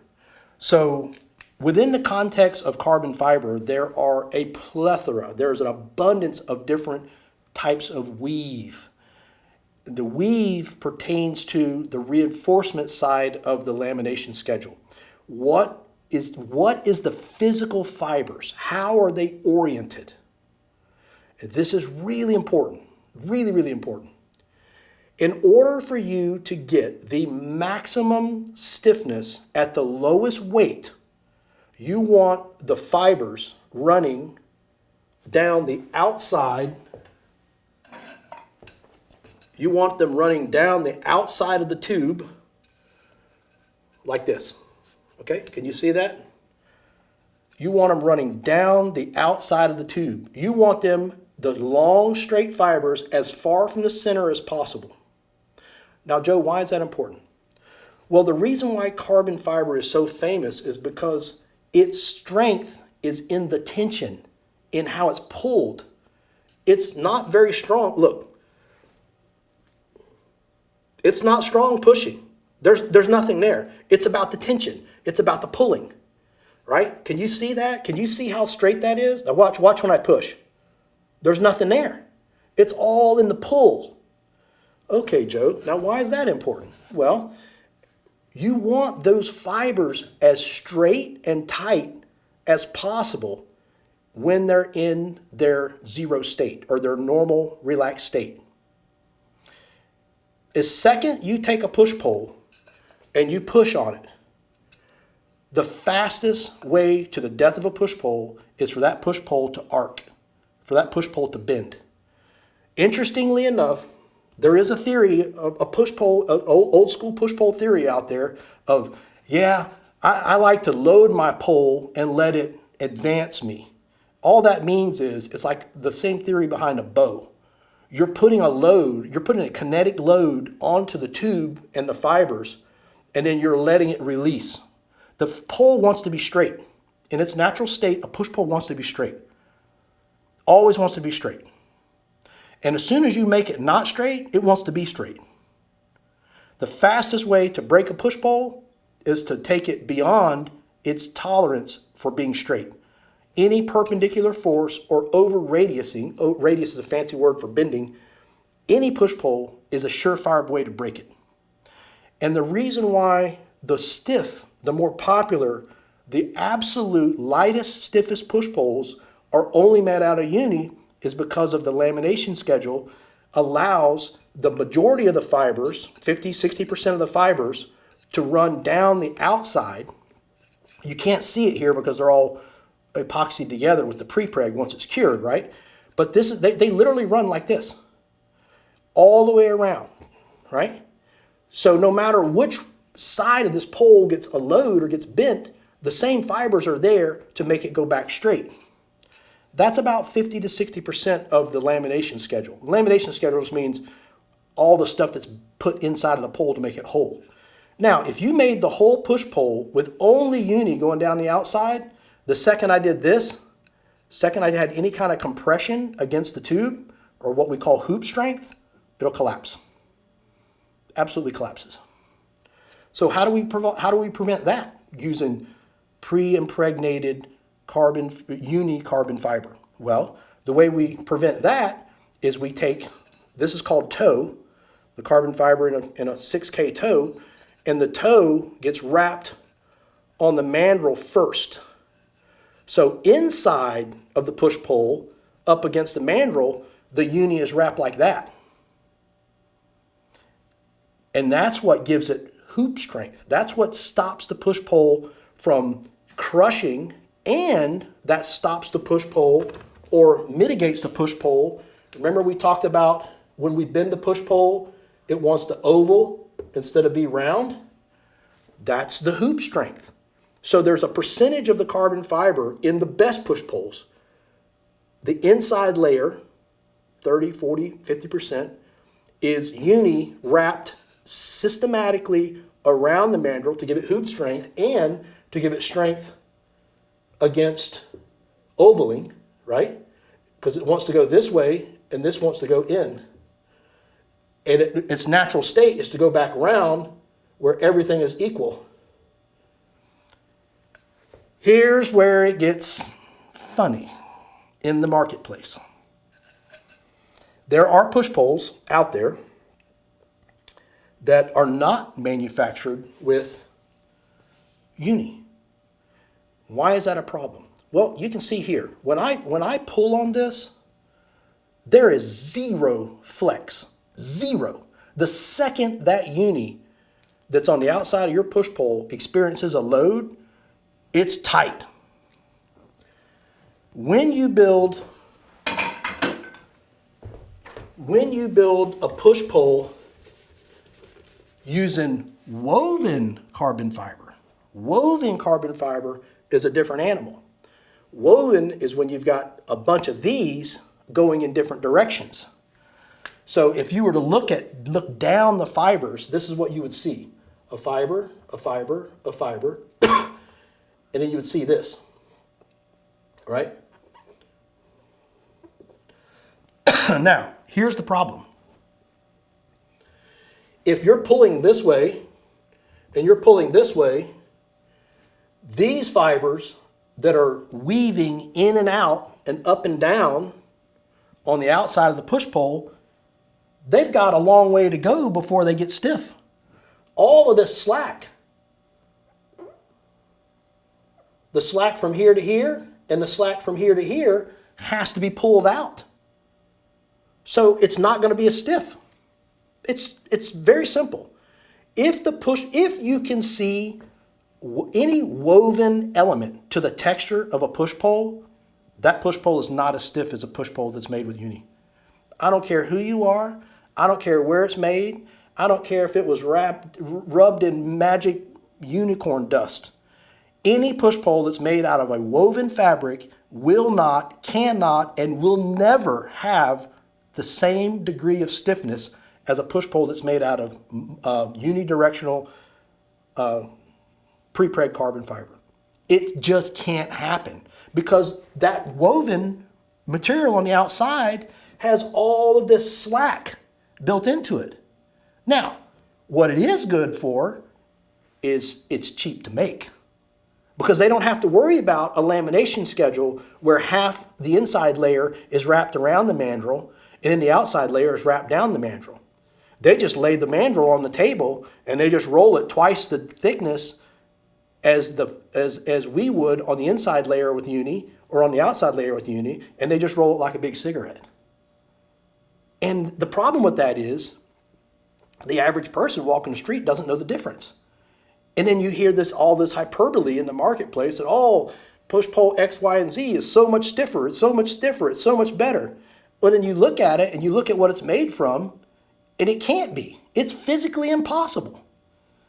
But that's just the nature of hyperbole in the marketplace. We all experienced it, right? Yeah, you see the picture of the Big Mac on TV, and you walk in and you order a Big Mac, and you open it up at your table, and it don't look any damn thing like the one in the picture. That's just sales and marketing. But be careful, because this is the truth. Nothing woven is as strong as uni that's laid on the outside of the push pole. If you can see a woven pattern, that is not going to be the stiffest push pole. I don't give a shit who they are. It doesn't matter. It's basic physics. So if you want a stiff push pole, if you want the stiffest possible push pole, no matter what the price point, buy a push pole that's made from pre-impregnated, epoxy-based, unidirectional carbon fiber. All Carbon Marine push poles are made with carbon fiber, pre-impregnated, epoxy, unidirectional fibers.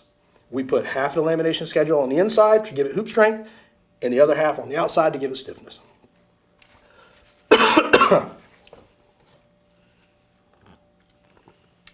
All right, so I've taken the covers off one of the dirty little secrets of push poles.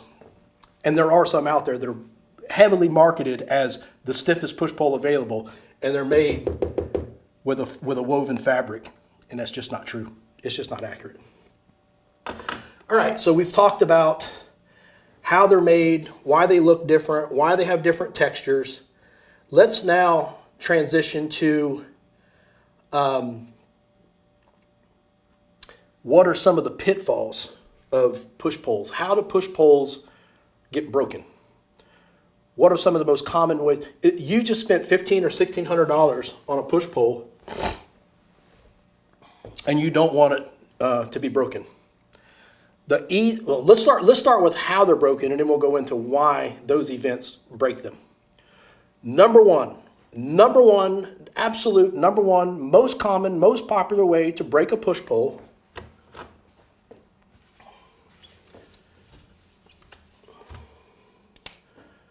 So here's your skiff, and here's your polar, and here's your push pole.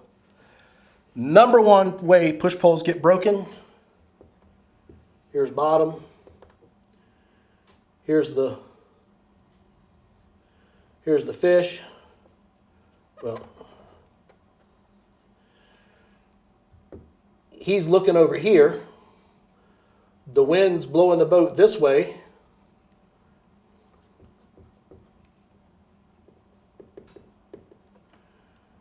Here's the push pole. There's the moment of contact. The gunnel of the boat intersects the push pole while the guy poling is holding it. The tip gets pinned. The push pole is pinned. The boat pushes this way. So here's the gunnel. Here's the pole. The pole can't move. It's captured. So what happens? The pole gets bent in a short radius and gets broken. The energy of the boat perpendicularly intercepts the pole. The pole can't move at the bottom. It can't move at the top. It gets broken. Number one gunnel breaks. Number two, docks. Docks, whether they're your fault or any of the knuckleheads around running jet skis or boats that they're not qualified to operate, particularly at popular ramps. So we call it dock collisions.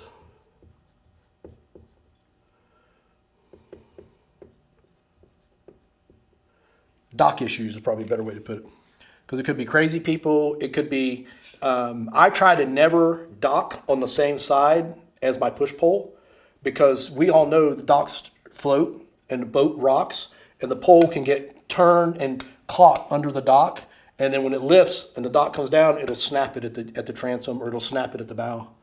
So that's the number two way, dock issues. It gets caught, and it's you can't avoid this if you've got knuckleheads. You know, the easiest way to try to avoid it is to keep the boat completely parallel from the dock, or when you get off the boat to go pull the trailer back in, have whoever you're fishing with, if you have somebody you're fishing with, hold the boat off the dock and keep it parallel. It's when the boat is going this way and the dock is this way, and then the foot gets caught under the dock, or here's the dock and here's the boat, and the pole gets caught at the tip end under the dock. So number one way, keep the gunnel of the boat away from the pole. Let me go back to that real quick, because the fastest way to prevent a gunnel break, if you're in a situation where the current is moving and or the wind is moving, and they're opposite of each other, you're actually in a pretty good place, because they'll neutralize. The wind force will get neutralized by the current force if they're opposite of each other. But that's not very common. Usually what happens is the wind force is complemented by the current. So the boat's got a lot of energy moving.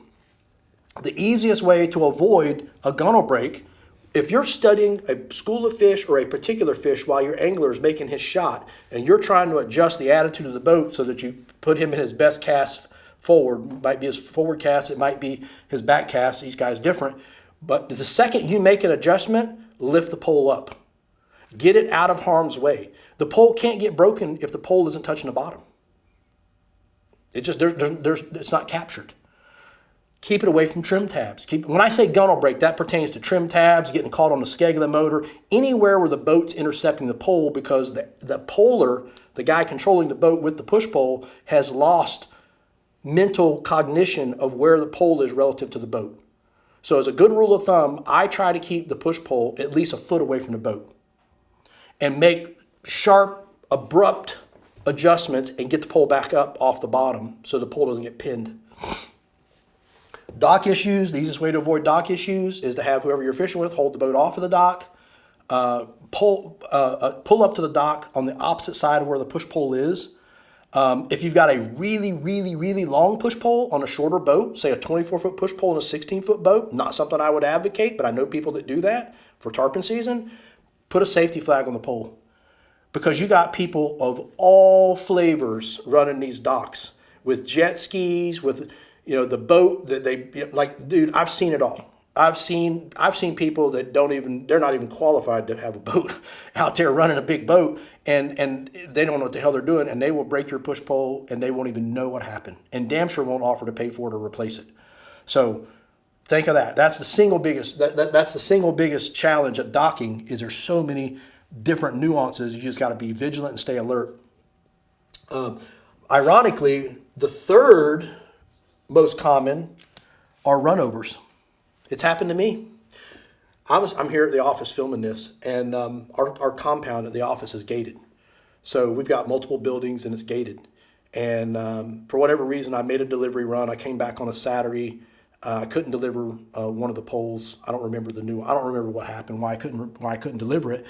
But I got back. I'm tired. I just want to drop stuff off and go home and rest. Right? It's on a weekend. It was on a Saturday, and I forgot to unlock the front door or the back door to bring the pole in. So I take the pole off of the rack of my truck, and I'm like, crap, I got to unlock the door.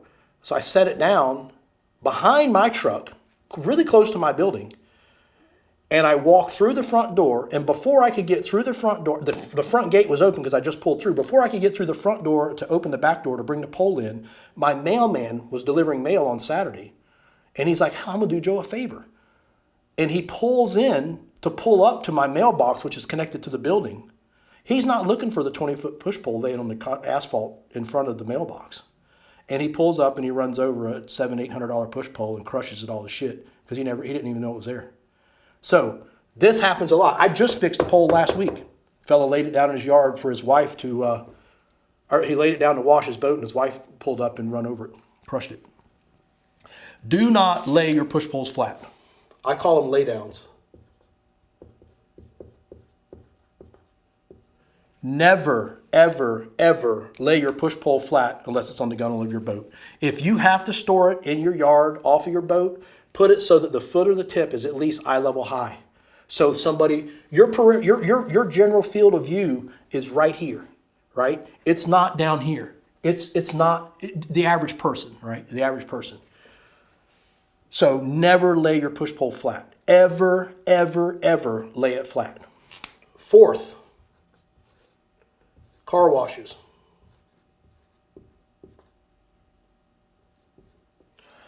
Car washes are a problem, and I talked about this early in the first episode, first chapter. When you have a very long push pole that's 5, 4, 6 feet longer than the boat, you tend to slide that pole forward, or at least balance the difference. So let's say you've got a 6 foot longer pole than your boat, and now you got 3 foot forward. It's probably close to about where your hitch is, maybe a little 6 inches, 8 inches back, so it doesn't hit your tail light when you turn tight left or turn tight to the right. Most push poles are on the right side or the starboard side of your boat. When you're pulling out of the car wash, you pull a hard left. The truck's going to turn. It's going to decrease the radius because there's a hitch pin, so the whole assembly turns, right? It pivots. So now that pole is still sticking out beyond the bow of the boat. So as the trailer wants to turn, right? Here's the trailer in the boat. Here's the push pole. It's out further, right? So as it turns, it sweeps a bigger area. What's over here that you're not paying attention to? You know those little brushes that are on the hose that they hang right in the middle of the car wash so that you can get to both sides of your car, but the hose is drooped down on the right side or on the left side? Well, if it's on the right side and it's kind of over here out of your way and you're turning left and you're looking to the left and you make that left turn and your pole's on the right side and it's sticking 3 or 4 feet out, guess what happens? That pole hooks that hose. Hose is here. Now as you pull forward, it runs it back to the first push pole holder on your boat. Snap. It either breaks the push pole holder off, breaks the push pole, or breaks them both. Car washes. Terrible for push poles. Be very, very careful. And I'm going to end it with the fifth one. This one's not as common. Guide bunks.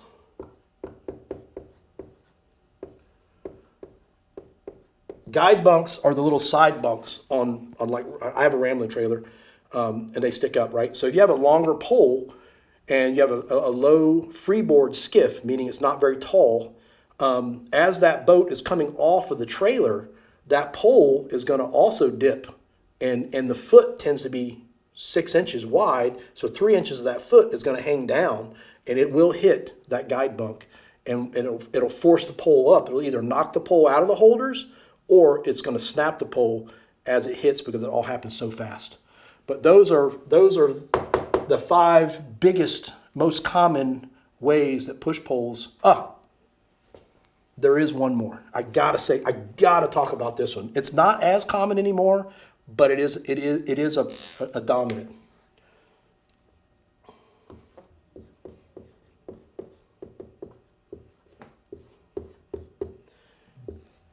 Staking out. The absolute kiss of death for a push pole. Why is it a kiss of death for a push pole? The number one thing that push poles do not want to do, that don't like to do, is bend. So if you stake out like this, and you're now anchored here, and you got a load going this way, that puts an enormous amount of force, and it's making the pole bend, right? Push poles can bend. They don't like to. I like to use the analogy, I can cut grass, but I don't like to, right? So if you must stake out, the key to successfully staking out with a push pole is if this is your water, and here's your boat, you want that push pole on about 35 to 37 degrees of angle. So that angle, 35 to 37 degrees. Now, why is that important? That's important because if you're staked out,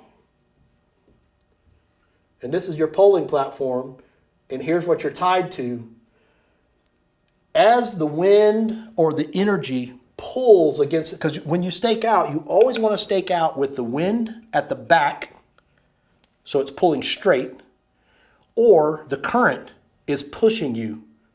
You don't want to stake out perpendicular to the current or to the wind, because you can still stake out at a 35, 36 degree angle, but if the current is coming this way, it's going to bend the pole across the z-axis instead of the x or y-axis.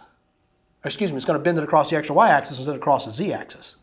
So you want to make sure that wherever the dominant force is, if the current's the dominant force, stronger than the wind, put the current at the transom pushing away, stake out, and now have the whole system pull. Remember, push poles love to be pulled if they're having an adverse force, because it helps them stay straight.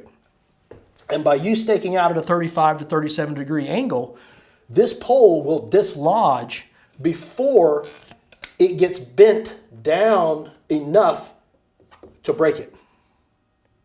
Now, if you stake out at a 90 degree angle,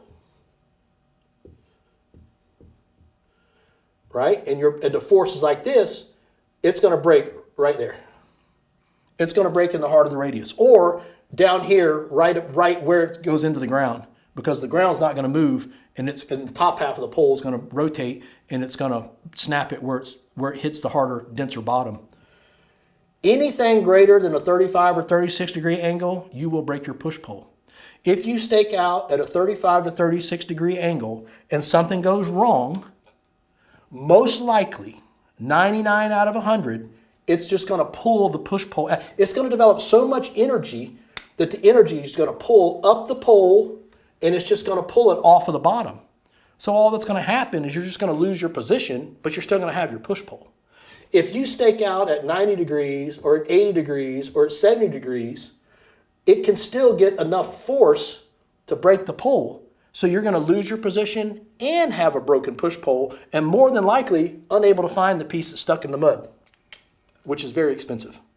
So first rule, try not to stake out. For God's sakes, these pull-treated fiberglass anchors that Power Pole sells, they're cheap. They're way cheaper than the push pole, and they actually work better. Use a stakeout pin. Use a stakeout. Use a power pole. Push poles were not intended to be anchors or stakeout pins. But there is a very small class of guides and professionals that can do it successfully. And I think if you go out years ago in our YouTube library, you'll find a video that I made. Actually, no, it was in, I think there is a video out there, but I think we pulled that shot of how to properly stake out of one of the Tarponitis. I forget which one. It was Tarponitis 1, 2, or 3, but we were Dave Preston and the late Jerison Kawamoto, and we were staked out in the lower keys, tarpon fishing, very soft bottom, and we're staked out at the proper angle. And you can see the pole just kind of take a little bit of energy and give it back, and take a little bit and give it back, but it never broke the pole. And we stayed staked out there for hours, tarpon fishing, rotating, guys taking shots. So just a quick review. Keep the gunnel of your boat away from your push pole if you value your push pole. If you aren't paying attention, you will break your push pole. It's going to happen. Pay attention to the dock. Dock with your pole opposite the side of the dock. If the pole is extraordinarily long, put a red flag on it. Put an orange flag on it.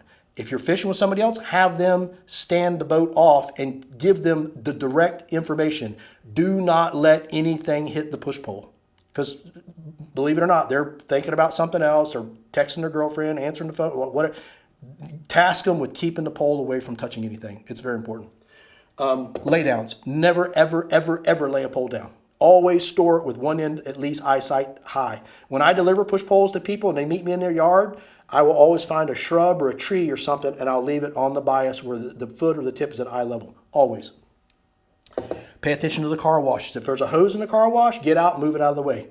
The phone's going to ring. Somebody's horn's going to honk. A hot woman's going to walk. But something's going to happen that you're going to get distracted, and you're going to pull out, and that damn hose is going to hook your push pole, and it's going to ruin your day. Because you're already done fishing. You're washing your boat. And then you're going to be pissed. And the guide bunks. Pay attention. If you got a longer push pole, pay attention to how your boat comes on and off those trailers, especially the really low slung ones with, I'm not casting shade on the brand, but I happen to have a Rambler. I love the trailer, but my guide bunks are tall and my boat freeboard is short. So I have to really pay attention when I'm coming off my trailer to not have it hit the guide bunk and break the pole. Okay, so we've talked about the common ways to avoid, or the most common ways that push poles get broken, the most common solutions to prevent them from being broken. Let's talk about another issue that I get a lot of questions on. How do you maintain a push pole? What's the protocol for storing a push pole? You never want to store them in direct sunlight. It's the kiss of death. Sun kills everything. I mean, it gives life to plants, but for human beings, for us, for composites, kiss of death. Because it's out there for thousands of hours. Never store them in direct sunlight. Never store them under scope. Under scope means, this is its natural state. Push poles want to be straight. Push poles want to be straight. If the push pole is stored like this, it'll thermal cycle. All that means is it'll get hot, it'll get cold. It'll get hot, it'll get cold. They're black. The surface temperature of a push pole in direct sunlight in Florida in the summertime can be like 130 or 140 degrees. They get really hot. And the problem with that is these are plastic. Advanced composites, epoxy and carbon fiber is just a very, very, very sophisticated, advanced type of plastic. And they will thermal set. All that means is they get hot, they're bent, and they cool off, and they will assume that shape. I get the call 2 or 3 times a year, hey, I left my push pole in my boat over in storage for the last 9 months, and now it's got a hook in it. And I'm like, well, rotate it 180 degrees and let it sit for another 9 months. Maybe it'll balance it out. I mean, I'm saying that tongue in cheek. I would never tell somebody that, but that's why. So the safest, the best way to store your push pole is completely straight inside a garage, on bicycle hooks or water hose hooks, on your boat, just on the gunnel, outside of the holders. That's how I store mine at home. I live in a stilt house. I have the poles. I have 2 poles, one up on the edge of the footers of the house, supported straight in the shade, and then the other one just sits on my boat. But you never want to store them under load, and you never want to store them in direct sunlight. Okay, Joe, I don't have a garage. I live in a tiny house in South Tampa. I used to do that. So what I did in that case is I went and bought 2-inch PVC from Home Depot, get 2 sticks and another 3 or 4 foot extension, a couple of the outside ferrules, and I glued all that together. I made like a 22, 23 foot PVC pipe, and I laid it against my fence, put some leaves or put it against the shrubs, and then where the foot, because the foot won't fit into the 2-inch pipe, I just put a potted plant over it. So nobody could see the foot. They can't steal what they don't see. It just gets lost into the landscaping, and I stored it there. The only disadvantage of that is when you pull it out, you may have to wash it off because if it rains, it'll get dirt and grass or spiders or stuff on it. Just rinse it off. But being in a cold, dark PVC pipe is way better than sitting beside your house on the ground outside or on your dock outside, or God forbid, on your boat on the dock, because it's likely to get stolen too, and warped and sunburned or sun dilapidated. If you wear gloves, you can treat your push pole with Aerospace 303. It's a UV inhibitor that protects the surface of your push pole from ultraviolet light. The disadvantage is it makes it slippery. I'm not a big fan of spraying. I love 303. Spray it on my line huts, spray it on my rods. I don't like spraying it on my pole because it makes it slippery. But protect your pole from sunlight. Protect your pole from being stored in a bent or radius or scoped motion. Outside of that, there's not a lot to do with push poles. They're pretty easy to maintain. Now, if you have a push pole and it has become weathered, it has become worn, or you're starting to get dusting. Dusting is when you start getting black like chalk on your hands or on your expensive Sims clothes or whatever, SWC or whatever kind of clothes you use. That's usually a sign that the pole is worn. And what makes this pole shiny and this one dull is this one's got more epoxy on the outside between you and the carbon. This one, not so much. So the G3s will actually chalk way before the Magnums or the G2s because there's not as much resin between you and the carbon. But that's also what makes them so light, is that lack of extra resin. So we do from time to time get calls from people saying, hey, how do I refinish my pole? You can refinish your push pole. We suggest, my best friend, Captain Don Gable from Key West, now lives in Homosassa. He found this out of desperation because I wasn't going to Key West for a while, and he needed to recondition his pole. It was chalky. It was a G3 that it had for a couple years, and he found a product by Sealcrete. It's actually a product for sealing pavers, concrete, and it comes in an aerosol can, and it's like $20 a can. It's a kind of a tall can. It kind of looks funny, but it's called Wet Look. And I don't know what this stuff is. It's Martian snot. I don't know what the hell it is, but it sprays on kind of gloopy. So I take one of those little 1-inch foam rollers, and I'll take 2 step ladders, put them outside with some mono, and I'll hang the pole in between the ladders, toward the tip and toward the foot, and then the mono will just leave a minor imprint, and then I'll spray a line and I'll roll it like just little foam roller, and I'll just roll it, and then I'll rotate the pole 10 degrees and spray it, and I'll just use a whole can. And by the time you get through the whole can, you got 2 or 3 coats on there. And that stuff's kind of a matted finish, and it's not going to be super beautiful, shiny, high gloss, liquid glass, because you don't want that. You don't want it to be slippery. You want a little bit of texture. And this stuff will leave a little bit of texture. It's tougher than a $2 steak from a gas station. And if you really want to get fancy, you can sprinkle table sugar lightly into that stuff before it cures. And then once it's all cured, you're going to look at it and it's going to look ridiculous. It's going to look like some sort of a, bad churrasco Mexican treat with all the sugar stuck on it. But then you just hose it off. You just rinse it off, and then the sugar dissolves and it leaves little pits. So it adds texture and it gives you more texture. There's nothing worse than a super shiny, glossy pole with synthetic nylon gloves or polyester gloves because it's slippery and owl shit, and you just can't get a good hard push. But that's really those are the 2 big pieces of pole maintenance, is keeping them out of the sun, and then when they do finally get weathered, being able to recondition them, and I recommend that Wet Look. And if you're local, you can bring it by the shop and we can do it for you. If you're not local, which a lot of our customers aren't local, I'll walk you through how to do it over the phone. I might even make a video later on exactly how to do that. It's really messy. but it does work. It works very, very well.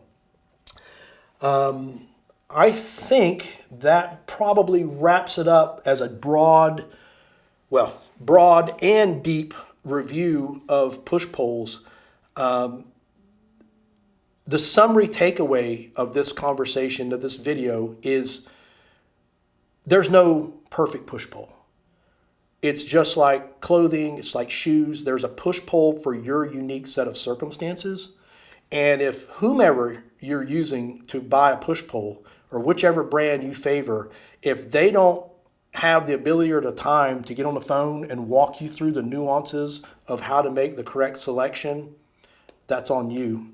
Find somebody that will. I built this business on service. I built this business answering the phone and spending time with people. It can be overwhelming sometimes, especially during peak season, but it's what I do. And I'll gladly take those calls and walk you through your choices, because more often than not, 99% of the time, people are like, wow, I'm glad I called, and I'm really glad you answered the phone. And I do answer the phone. But this video has given way more information in one spot about push polls than I think I've ever seen or heard, and that was the purpose. It's long. There's a lot to this. You don't have to listen to it all at once, but this will cover 99% of any question that almost anybody could have about how push polls are made, which one's right for me, what tip foot should I use. And I just kind of wanted to have a one point reference so that people could digest it all in one sitting if they so desire. Again, I'm Joe with Carbon Marine. The office number 813-284-7040. My email is jwellborn, JWELBOURN @carbonmarine.com. Give me a little bit of time. I do a lot around here. Emails are relatively low on my priority list. Answering the phone is the highest on my priority list. Building things second. During peak season, it gets a little crazy. It might take me a day or two to get back to you. I will get back to you. And if there's any other different questions or other unique, deeper dives into how push pulls are made or which weave is better, and I think we all take away that I'm very partial to pre-preg, unidirectional carbon. Push poles should never have any kind of woven material into them. If they do, that's because whoever they're making them is cutting corners and trying to save money. It's not going to be the stiffest push pole available for the same dollar amount and for the same amount of mass. Yeah, I think that's it. Thanks for sitting through this. I'm Joe with Carbon Marine. Have a good day.